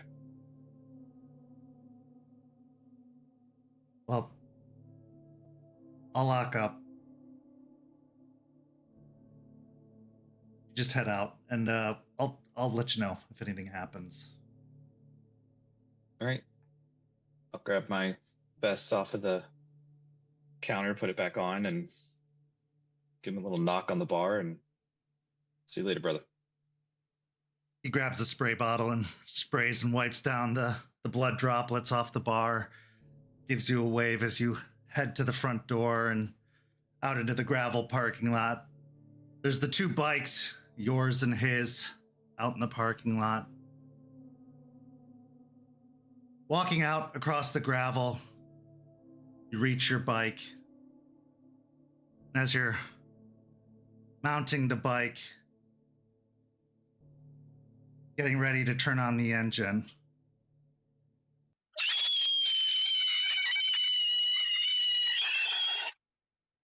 a loud screech pierces through the air.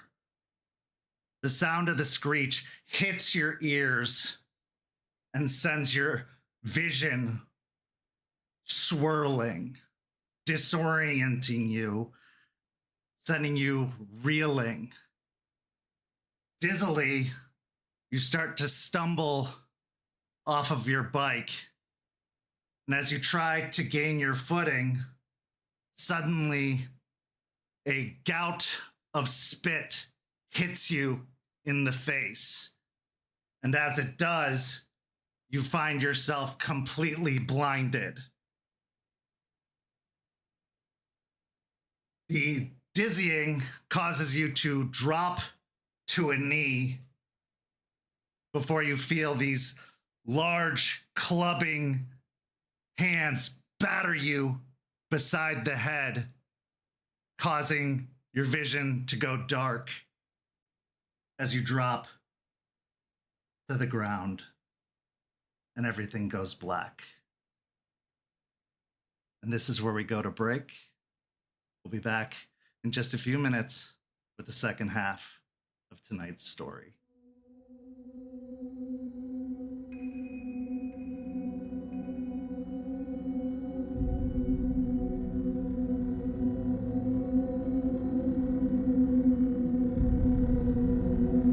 St. Petersburg by Night is brought to you through collaborations with our partnered vendors: Chromatic Creations, Panshi Artista, Ember Fox Dice, Devlin the Bard, Champs Tramps, and Howlin' Hop Tea. Links to our partnered vendors, as well as our Twitch and YouTube channels, can be found on our website, stpbynight.com. You can follow St. Pete by Night on all socials with the hashtag St. Pete by Night. If you wish to support our program, you can do so at coffee.com/St. Pete by Night to help keep the stories rolling.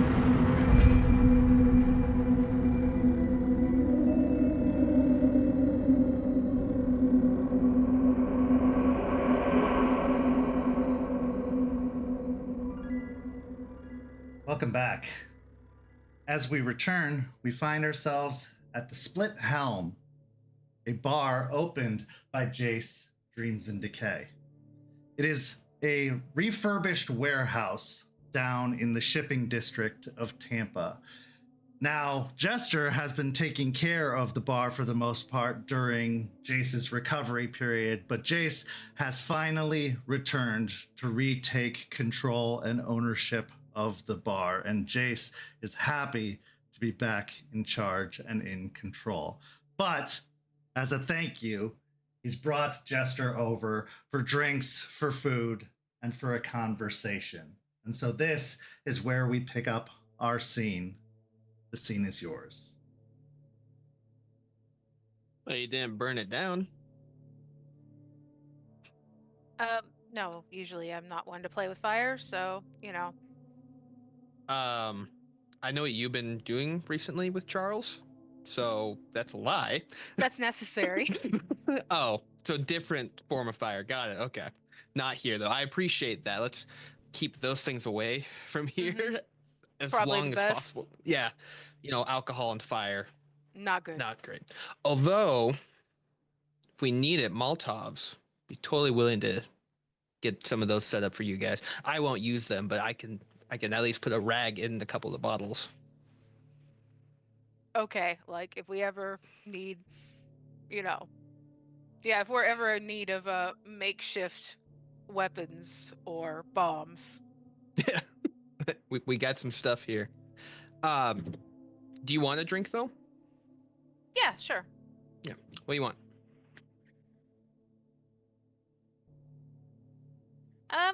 Just give me a beer. Yeah, I just want the regular house stuff. Yeah, sure. Go It's not behind the bad. bar. It's all right. Make 2 regular beers for her and I. Look, I'm not a beer snob, so. You know what? Me either, really. I'm more of a liquor guy, but there's times where beer is just goes down a little bit easier, especially depending on who's making the drinks. Yeah. Definitely. So, first off, just wanted to say, one, you did a great job with this, and I'm not really good at this. Thank you. You're welcome. I was happy to help you out. You kind of, like, did me a big one. Yeah, that was a one-off, hopefully. The next ones are all you. Good, yeah. We should be in opposite positions on that. I agree. I did want to kind of extend something to you. Don't know how often, like, if you enjoyed doing this, but back in Columbus, I had a few partners, made my life a little bit easier on the bar side of things.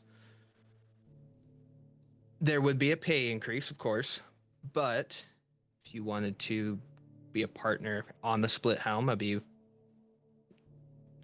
be an honor to have you as part of it.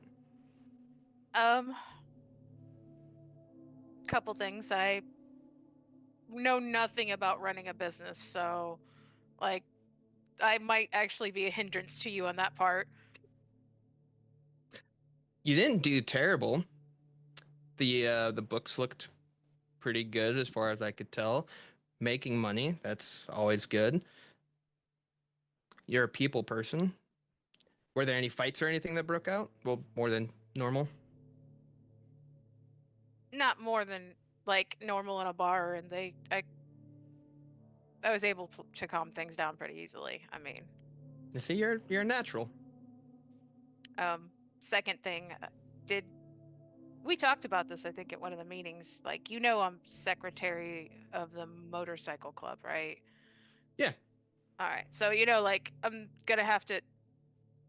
I'd love to help you out and accept. I just want you to know that, like, I do need to balance time between things. I've kind of been taking on a lot, and um, funnily enough, Star pointed out that I probably need to not take on so much.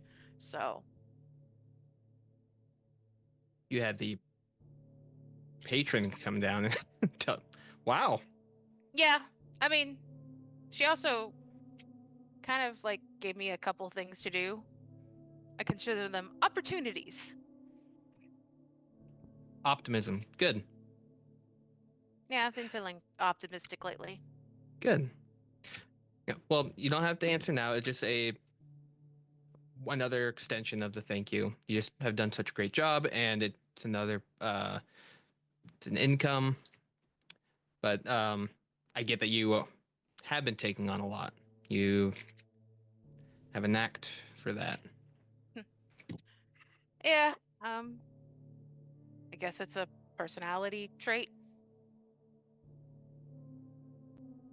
Yeah, I could say I could see that. Some might consider it a flaw. I'm like, it's a feature. Yeah, embrace the stuff. Absolutely. Yeah. Well, if you do end up, the overall invitation stands for until you give me an answer. So there's no rush on it. Okay. I did have a conversation with I think I've talked to you about Olivia. She's like my best friend up in Columbus. Mm-hmm. She talked to me about what's going on in Michigan. She kind of gave me a heads up on that. So that the Sept up there and then a few others are going to go to the mine, and they're gonna head up there, and they're gonna go get us a bunch of the iron. Right. Yeah, that's why. Well, I know the Hellhounds were talking about possibility of going to the mine before they left to go negotiate a deal. So From not what surprised. from what Olivia told me, the Hellhounds aren't going to be actually taking on the mine. They too young. The liabilities. It's kind of the gist that I got from that. Interesting. Mostly because they seemed pretty before they left, they were like already starting to make plans. But then again, Interesting. maybe they overstepped. I do know two of them got into some sort of like tussle with each other. Yeah. Yeah. I gave her a bit of a heads up on different things to be aware of. The I don't have a picture of that fertilizer, the bags of it. I'm unsure if you still had one of those. Yeah, I do. You can send that to me. I'm gonna send that up to her just because the area they're going to is a Endron, subsidiary of Pentex. So give her a heads up on all the different stuff that they could possibly run into. And her being a screenwriter, she was eating that up. She was super excited and a little scared of all the stuff that we're having to deal with here.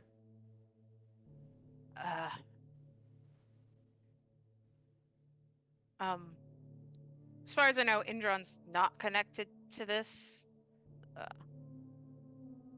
but I can definitely send you I can also send you pictures of the plants because I try to take pictures of them whenever I see them out, or new ones I come across. Yeah, Just to send to her for help too. That'd be awesome. That would be a huge help. I tried describing them, but yeah, not one with the words. I mean, if it's an iron mine, though, they're probably not going to be in the mine itself because, actually, I went to the swamp of the Mokale, She Who Shines. Charles and I went and took care of that issue, and I tested out the iron knife we had, and it actually destroyed the plants pretty easily. Good, roots and all? Roots and all. Okay. That's great news. Yeah, and so, I got caught in one of the explosions from one of the plants, and I could feel myself being infected, but I was able to like act fast enough, and I actually used the dagger to like wipe off a lot of the pollen or destroy the pollen, and it burned like all hell, but I was better after, and Eliza's pretty much giving me like clean bill of health. So seems like the iron will work on that as like fast acting if you can catch it fast enough. That's good. And Eliza gave you the go ahead. Good. Well, that's crazy. It sounds terrifying. How was it though? Like honestly, like how was walking to the swamp like with a Mokale? Terrifying, annoying, like she really doesn't like us. I'm not lying. I caught that. Does led us in the most inconvenient route to where these plants were. Like literally had to lean on Charles so I would not continue to slip underwater. So Charles was in the swamp. Mm-hmm. He had he had galoshes and a whole like fishing a whole suit. You got a picture of that, right? No, I did not. I was more... I get it. You're mission focused. Missed opportunity though. Fair. Could have been holiday cards right there. Put that right on the fridge. Right up there on the bar. Might even like blow it up. Next time. Next time, yeah. Well, next time. Well, it sounded like it went well though. It did. She said with it done, we're neutral, I suppose. And if we want her help in anything, we have to do something else. But talk to Aspen about that, and neutral's better than the enemy, so I guess we'll take it. Yeah. Hey, look, at least it's a step in the right direction because, that's one less person we have to worry about possibly fighting. It's just the fact that she just walked right in after we just got done with everything, and then already saying the crazy shit that she does. I saw it. You saw? No. I saw her. She turned into a motherfucking dragon, and she breathed fire.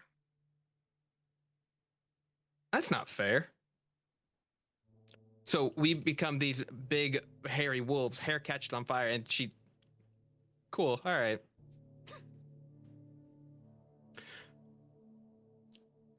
Big scaly beast breathes fire.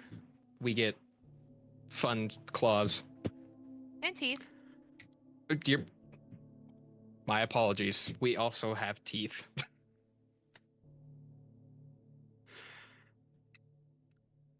How big? Like, would she like the size of like a gator, just but able to? Bigger. Maybe a small building. Yeah, we need to make that one a friend. I'm not cool with neutral anymore. I'm working on it. I'm working on it. How many were there? Was it just her? I think so. Unless she had 4 gators with her, but I think they were just regular gators. But they were well trained. Like sentient? Mm. I mean, one was annoyed that I was taking so long to go through the swamp, but I don't think it was like our level. They still kind of seemed to be gators. Okay. They might have been really good actors. I'm not lying. I really wasn't totally paying attention to how they were acting. Yeah, you're having to be on Charles as your boat or raft. I leaned, I walked. It was better, and then I had to climb a 20-foot tall tree to get to the stupid plant. Which flies. ones? Oh, it was one of the flying ones. Okay. Yeah, there were like a few of the nest things up in the trees, and 2 of the ones, the bulb ones. I really don't like those ones. Yeah. Okay. Well, the iron dagger works, and we have that. More coming in. Yeah. The problem with the iron is that, like, when I was using the dagger, every time I'd use it on one of the plants, like, it's hard to explain, but the dagger was getting smaller. Like, the iron was like, it was, you had to sacrifice a little bit of the iron every time I had destroyed one of the plants. So it's not like we're gonna be able to just like get a certain amount and be fine with it. Like, it's probably gonna have to be something that we're getting until this is all handled.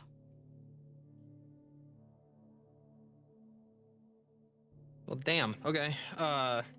I guess in a way that makes a little bit of sense, though. They have a spiritual side to them. The way that these things are working with spirits, there's a give and take. Yeah. So I guess that, in a way, makes sense in how that would be taking away something from this end to destroy it on the other. Yeah. But did Charles get like super disgusting? Like, was he just super upset afterwards? Like, did the water get into his stuff? No. Okay.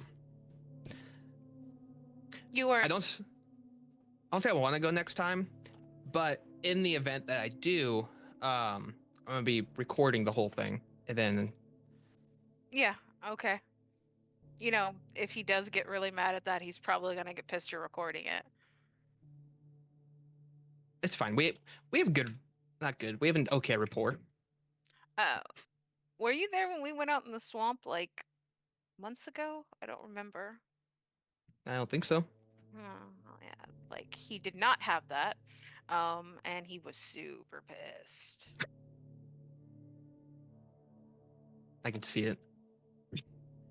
In his quiet, super pissed way that he is when he's just a person and not fighting things. Is he ever really chatty with you? There's he's always super stoic. Like, he will talk a little bit when we go out and train and stuff, but it's more of direction and how I'm doing it wrong and how to fix it. Then he gives me a big long spiel on how I need to connect deeper with the combat and how it will better with like the outcome and stuff like that. but he's always just so focused on everything. Is he always like that? No. Okay. I mean, he used to be, but not anymore. He's different.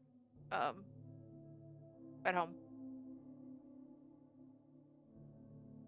I'm glad for your sake, because I feel like aspects of life during different things might be a little annoying.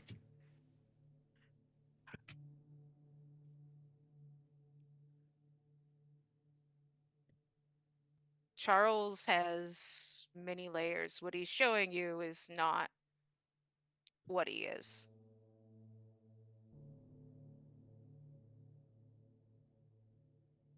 And I mean, it took a lot of annoying the shit out of him and just getting under his skin. But kind of, I don't know. I always saw it, that there was something more.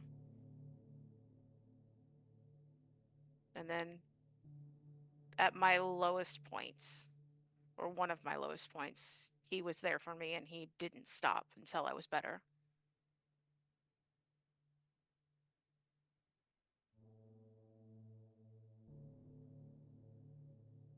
And you're past that now, right? I am. Okay.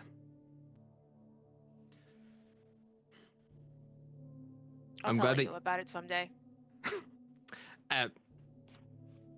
just who I am. I like the tea. I know. I also like spilling tea. Perfect. I'll I drink mean, that all up. Yeah.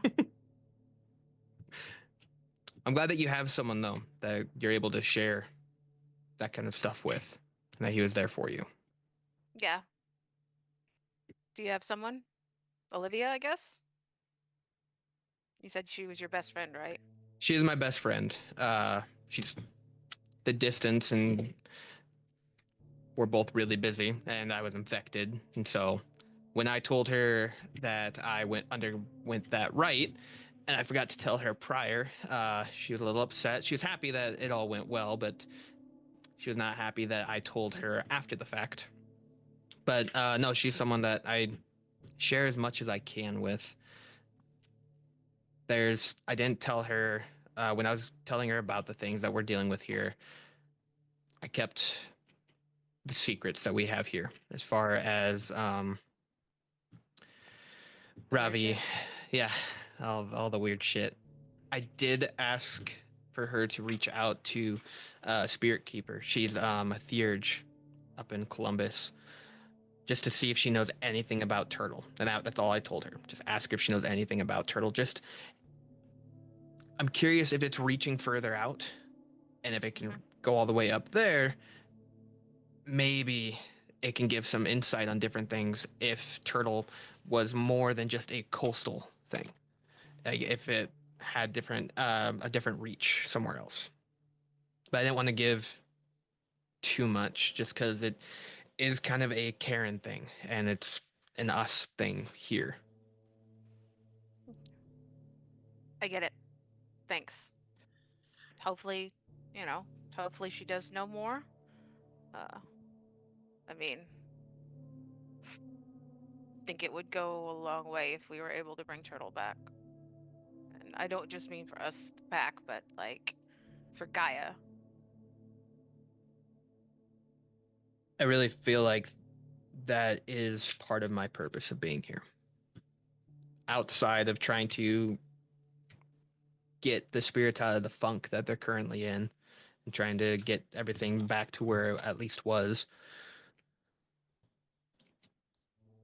One of the things I was told early on, as after my first change, is my way of seeing things through the crack and finding the things that are lost. It's one of the reasons why Rat brought me in, and then bringing me here had to find something lost, and Turtle was lost real good. Like, couldn't really get more lost than that. Maybe it means that you were the only one that could find him. I don't know about that, but there's a lot of Theurges out there. Do you believe in destiny, Jace?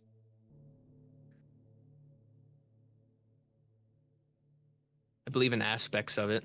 I believe that there are different things that people are set out to do. I don't necessarily believe that really dictates on the characteristics that come along with it, though, if that makes sense. I suppose a bit, but I wonder, like, if it does exist in ways or, you know, paths that people are set on, wouldn't they be given the tools to be able to make it through that path?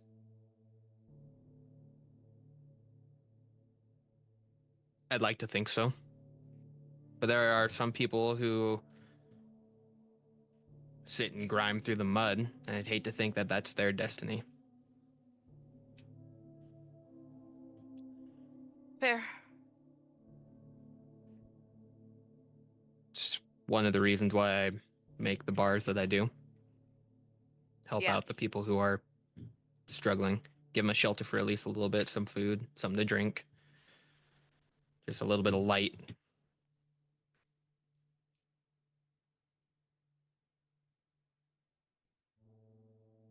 Yeah. Maybe you're right.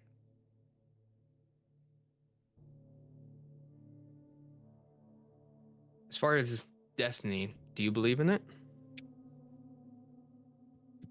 I don't know. Seems that the spirits, and I know that they know way more than we do on things, but it seems several of them know stuff that is coming or things that will happen. Spirits And like... I'm sorry. no, and so like they like to use destiny a lot. And so it's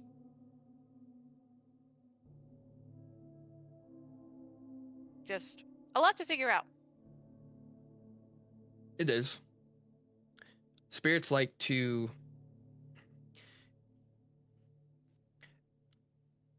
They take in the emotion usually that you're giving out, and they can give a overall prediction of a future that can continue on that emotion that you're feeling, or an alternate one that can pull you out of it.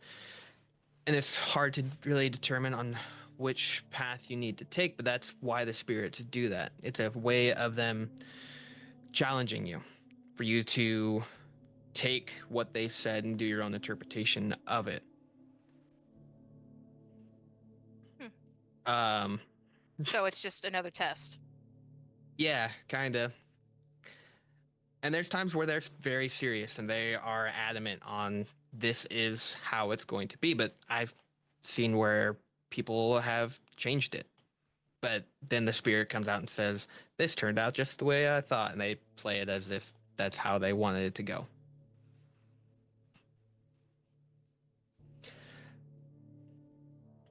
Now, speaking of spirits, after the rite and everything, I had a vision sitting at this babbling creek.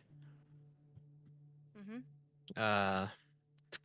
Very similar to the one that I was having when I was first infected with what was going on. But this one was different. It was calming, and Rat was there. Rat and I had a conversation, and him saying the things that he does. He told me that here soon I'm going to be given a choice that I have to reject because I'm prone to do stupid things when it involves other people. And he told me that I need to not do that. Now, like what I just said, that isn't up to the interpretation on the words that he used and everything about that. I have to do more thinking on what's going to happen because there's so much that goes on here in Tampa. I don't know what stupid thing is going to be going on, but I have to really think before I act now.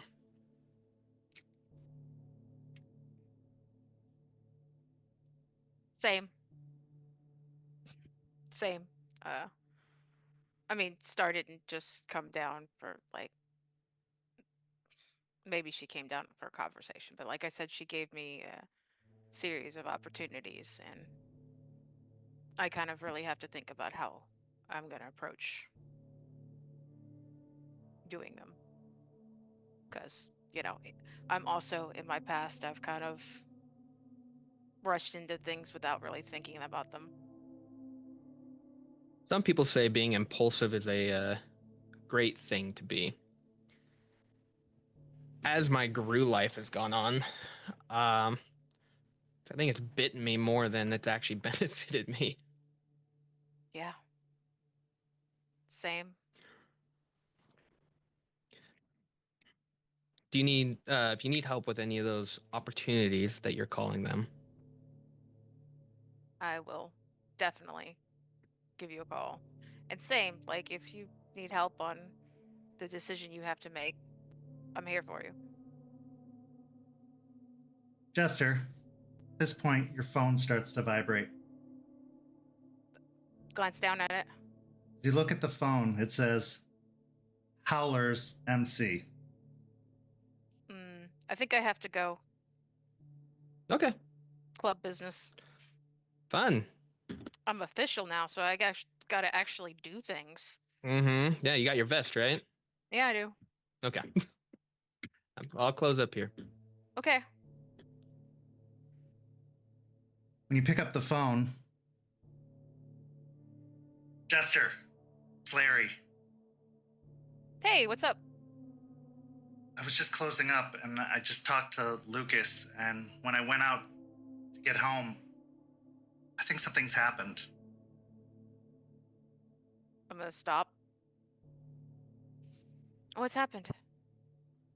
Well, he left maybe 10 minutes ago, or at least I thought he did. And when I came outside to get on my bike, his bike's still here and there's blood on the ground and he's gone.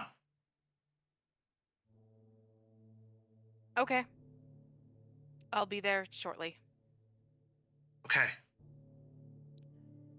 I'm gonna turn right back around and open the door. Hey, something's happened to Lucas, I think.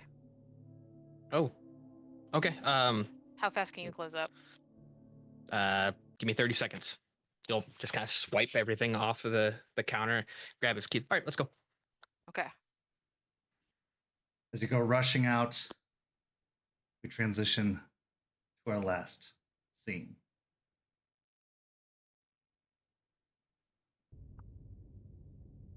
Lucas. As the darkness fades, your head is splitting. You have a headache unlike anything you've ever had before. You feel the reverberations of that screech still banging around on the inside of your mind. You still feel the sticky saliva coating your cheeks. As you try to move, you find that you are bound. You're bound in wrought iron chains. And you feel a heaviness on your head. And as you try to get your surroundings, as your dark vision takes hold, you're hanging upside down from high above a cavern wall. You can't see the ground below. You don't know how high you are, but it's just pitch blackness down below. You hear the sounds of dripping water and the squeaks of creatures off in the distance that you can't make out. You can hear scurrying along the roof above, the flapping of wings.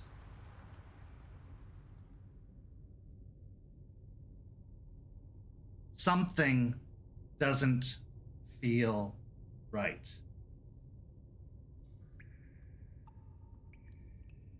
And then comes the voice, but as it speaks, it seems to bounce off the cavern walls, giving you no idea as to where it's coming from, as if it could be coming from anywhere. What did you do to me?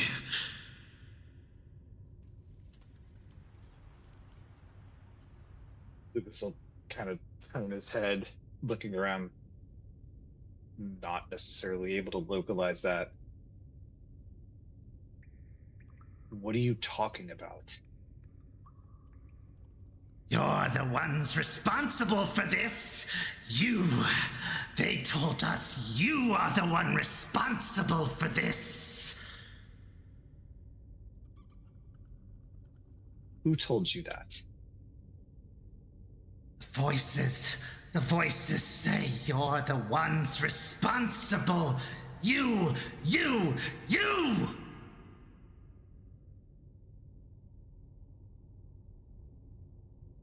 I am gonna activate Eyes of the Owl. You call upon the gifts of the owl, your eyes starting to emanate the yellow glow. You see that you are in a cave, a massive cavern that extends out in all directions. And on the cavern walls, there are chalk etchings all over the surfaces of the walls. On some of the walls, there's a repeated drawing over and over and over again of a white bat. Crudely drawn, some on the ceiling, some on the side walls. And then there is a charcoal drawing of a crudely drawn wolf. And in the mouth of the crudely drawn wolf is dried blood.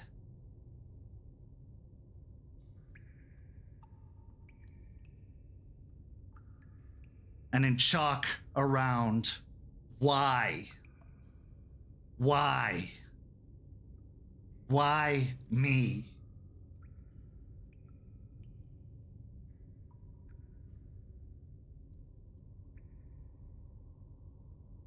Looking around, trying to source the voice, you still can't find the creature, the person.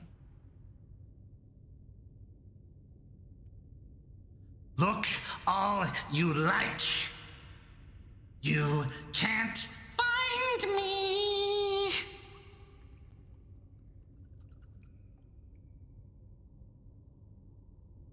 You're one of them. One of the bats. What am I?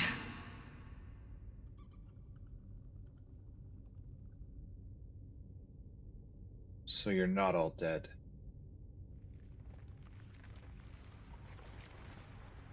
I don't know what we are. We were not this. We became this thing.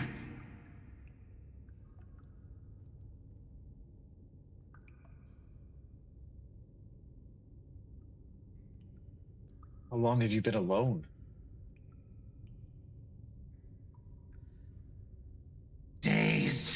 weeks, months, endless times.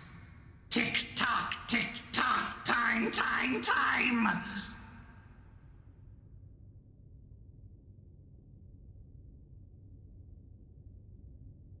Can I see the ground now? As you look downward, it is a long, far distance down. You have to estimate at least 150 feet to the ground, and there is water at the bottom. And you're unable to tell how deep the water would be. But there is jagged rocks sticking out of the bottom of the water. Does this cave look like the one I saw in the vision? This one does not look like the one you saw in the vision specifically, but you know that there were a lot of tunnels that broke off from that cave. So it's hard to say.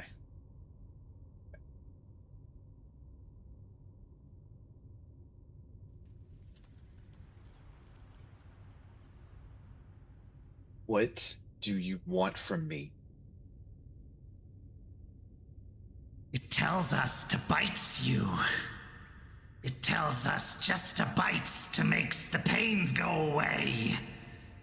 Just a bites, it says. Just a bites. But I sees you. I hears you. I knows you. Ba-bump, ba-bump, ba-bump. I knows you well. Slice, slice, slice. 1, 2, 3. You're not sorry.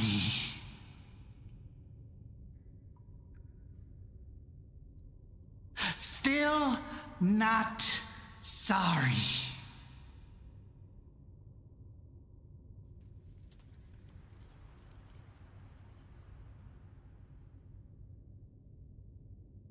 You don't know shit about me. Don't die!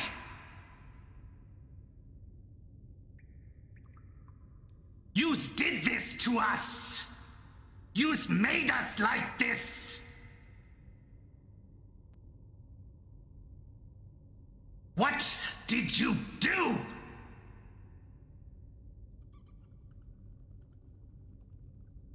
I didn't do anything. Yes, you did. Admit it. We's were normal. We's were human.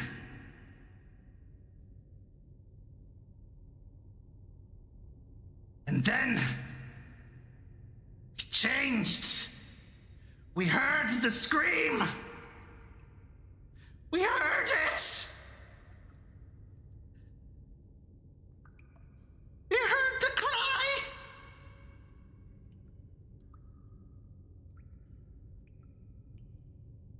You heard bat. We heard the cry. Days, weeks, maybe months. A whale.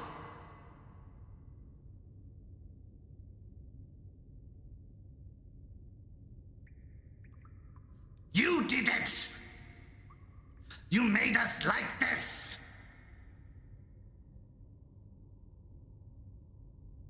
You brought it back.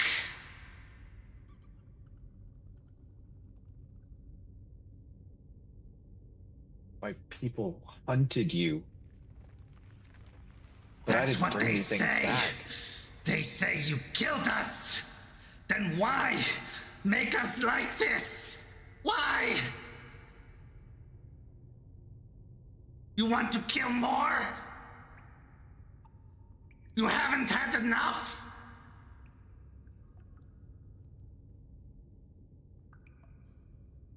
I don't want to kill you anymore. Then why make us? I didn't make you. Why Yes, do you keep you saying did. that? Months we have been like this. Because of you.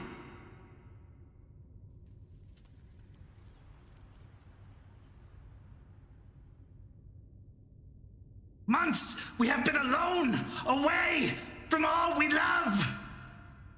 Because of you. Because of what you did. I don't understand. What did I do? You made the scream. You made the scream. We heard it, and we changed.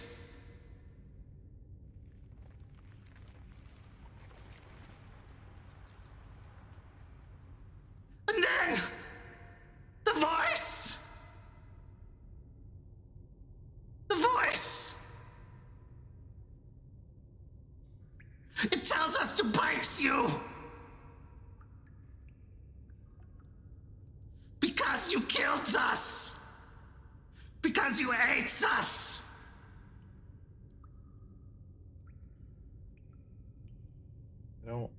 I don't hate you. I don't even know you. Your kind hates us. Your kind killed us, but we are back because of you. So maybe it's our turns. Maybe you brought us back because you haven't had enough, because you're not sorry. You are not sorry for killing. You want more killing.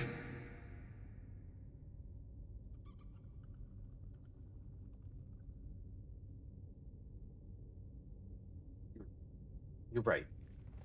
I'm not sorry. And I'm not going to be sorry for what I did. But I didn't mean to have anything happen to you. And I don't understand how the two things are even related. Then why did you make it scream? Why did you make us? We was man. Just man. We was normal. We was normal. And then scream. Scream from White. And then White gone.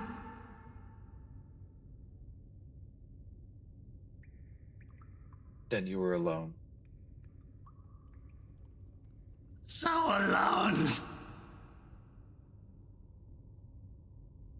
And then Voice says bite.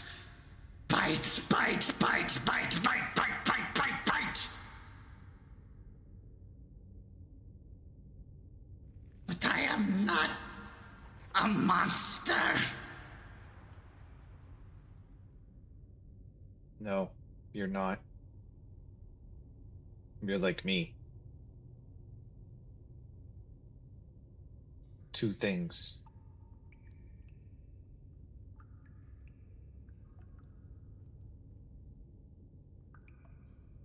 Killer, not killer. Two things.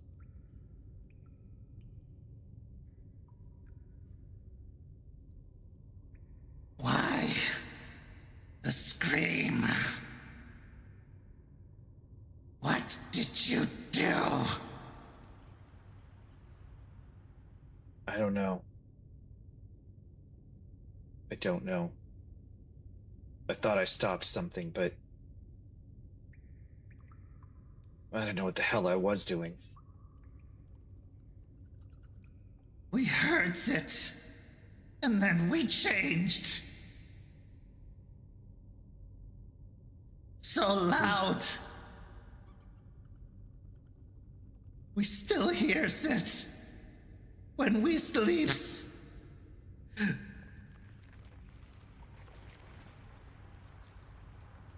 Were you in a building when you heard it?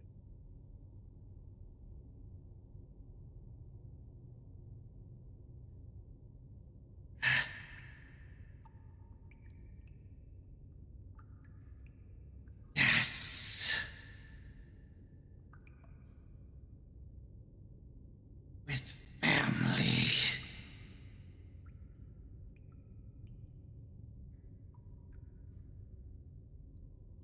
Now they're dead.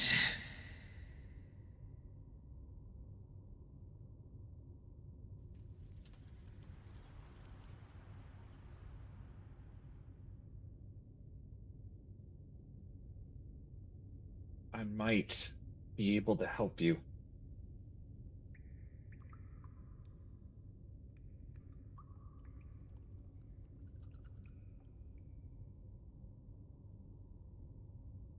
But you have to want me to help you.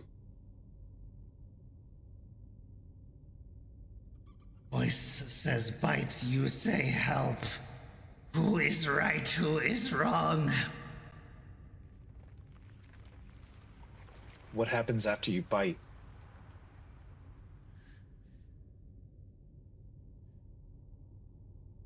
Revenge.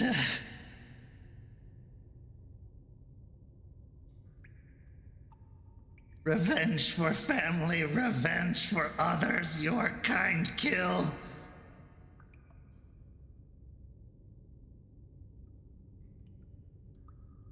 Have you bitten anything else?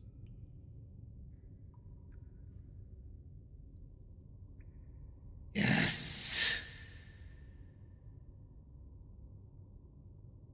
Dogs, cats, cows.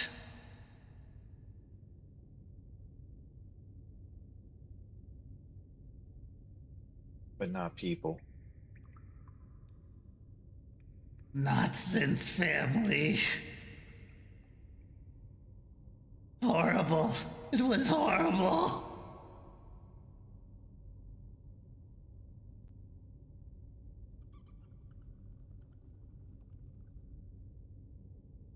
I'm not going to ask you to bite anything.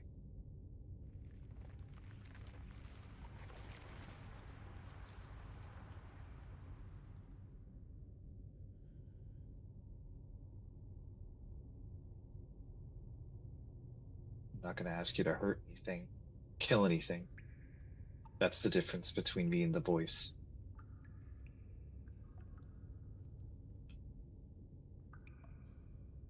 Because I know what it's like after you do that. You know I know that.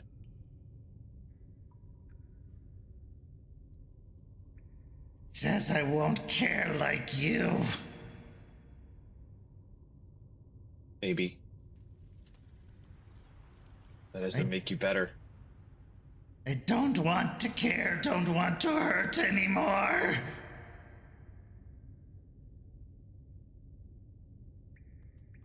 Just because you don't care doesn't mean you don't hurt.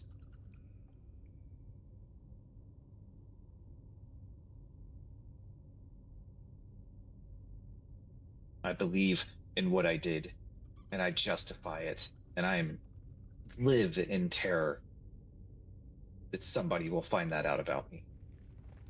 That I don't care what I did. That I'm really the monster that I think that I am, that I don't want people to know that. Doesn't make you better.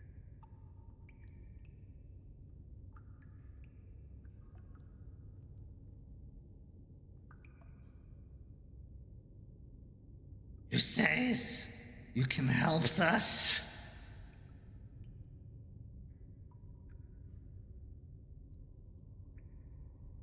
We could try.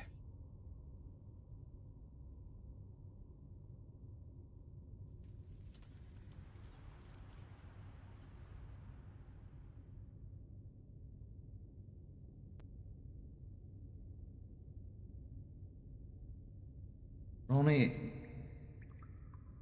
Roll me a charisma and persuasion.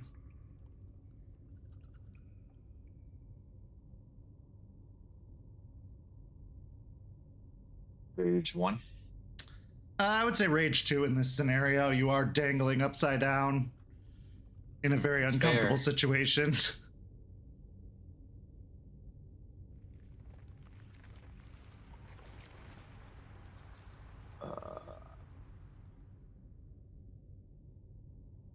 Just the brutal roll, not a brutal critical. So 1 success. Okay. Only rage dice.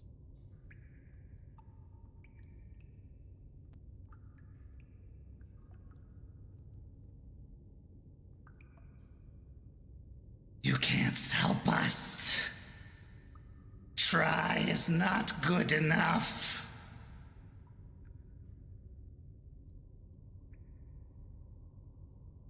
But we not bite you yet. No. No, we wait, we learn. We learn what we are. We learn what you did. We learn.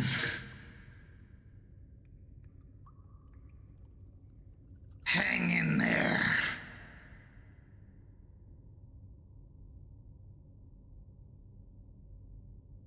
You hear the beating of wings echoing off the cavern walls.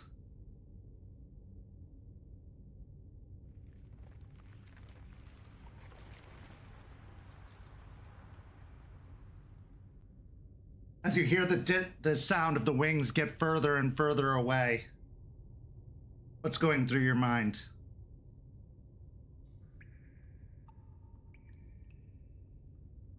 Lucas is confused. He doesn't know how this thing knows so much about him. He doesn't know how he's connected to it. But as much as he wants to separate himself from what happened between his tribe and them, he can't but help feel guilt and responsibility for it. Does Lucas want to try and escape?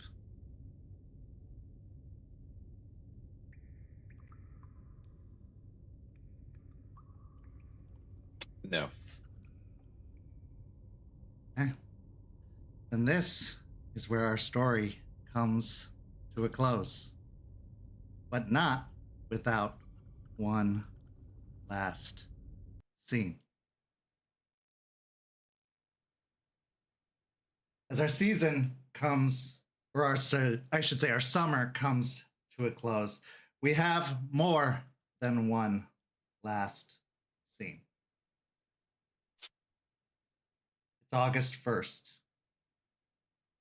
We find ourselves at the motorcycle club. Larry is cleaning behind the bar, wringing his hands on a rag as Lucas hasn't returned and Jester and Jace have gone to investigate. Damien, a scrappy young prospect known for being lazy and rather annoying, comes walking out of the back and says, "Give me a beer." Larry kind of grumbles, but walks over, grabs the beer, pops the top, walks over and sets it on the bar. Damien picks it up, drinks it, chugs the whole beer down and sets it down. Another. Larry nods his head, walks over and grabs another, pops the top, sets it down. Damien chugs the beer and then slams it on the bar, knocking over the first beer, which is barely has a little bit of liquid in the bottom and spills onto the bar top, the liquid spilling over the bar. Damien says, "Do you do anything else around here besides clean up the bar? Larry turns away from Damien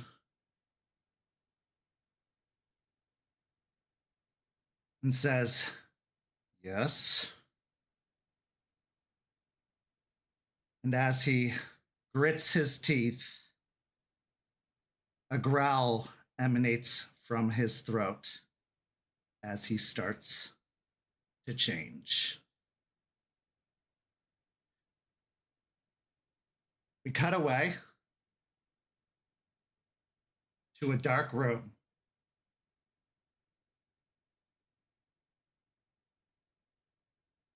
The room has a single spotlight in the center of the floor. The rest is just shadows around the exterior. A cell phone rings. We hear the receiver pick up. And we hear a voice say, "It's done." We then hear the phone hang up. Then we hear a long, dragging sound. And in the pool of light, a hand enters into the pool. A feminine hand dragging a long bull whip before it snaps and cracks.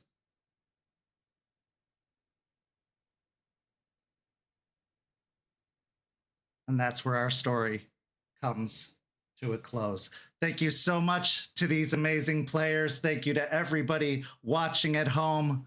This is the end of our summer season. We'll be back in late September, so stay tuned to all of our social media to find out what date exactly we will be returning. I believe it's going to be September 20-something, but stay tuned for the exact date. We will miss you so much, and if you need to go catch up on YouTube for all of the episodes that you have missed, because this story is ramping up and you will want to know what's going on when you return. Go follow St. Pete by Night on all of that social media down below, and come join our community by following that Discord link down below. We've got our last episode of Hellhounds for the summer season this Friday over on YouTube at 7 p.m. So go tune into that. For these amazing players, I'm Kent. Thank you so much for tuning in, and we'll see you next time. Have a lovely summer, everyone.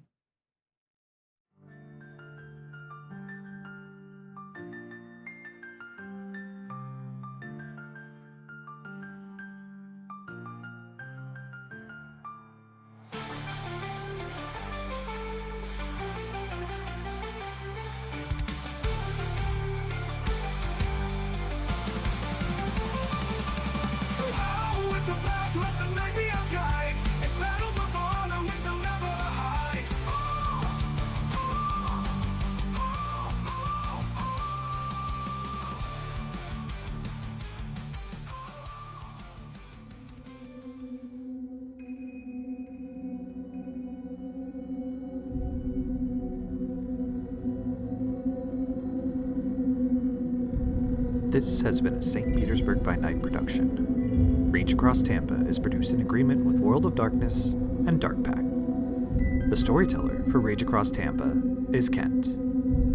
Tonight's characters were voiced by Preston, Cham, Noree, and Walks. Visit our website at stpbynight.com for more information about all of our productions and how you can become part of our community. Thank you for listening. Until next time, fangs, stakes, and claws out.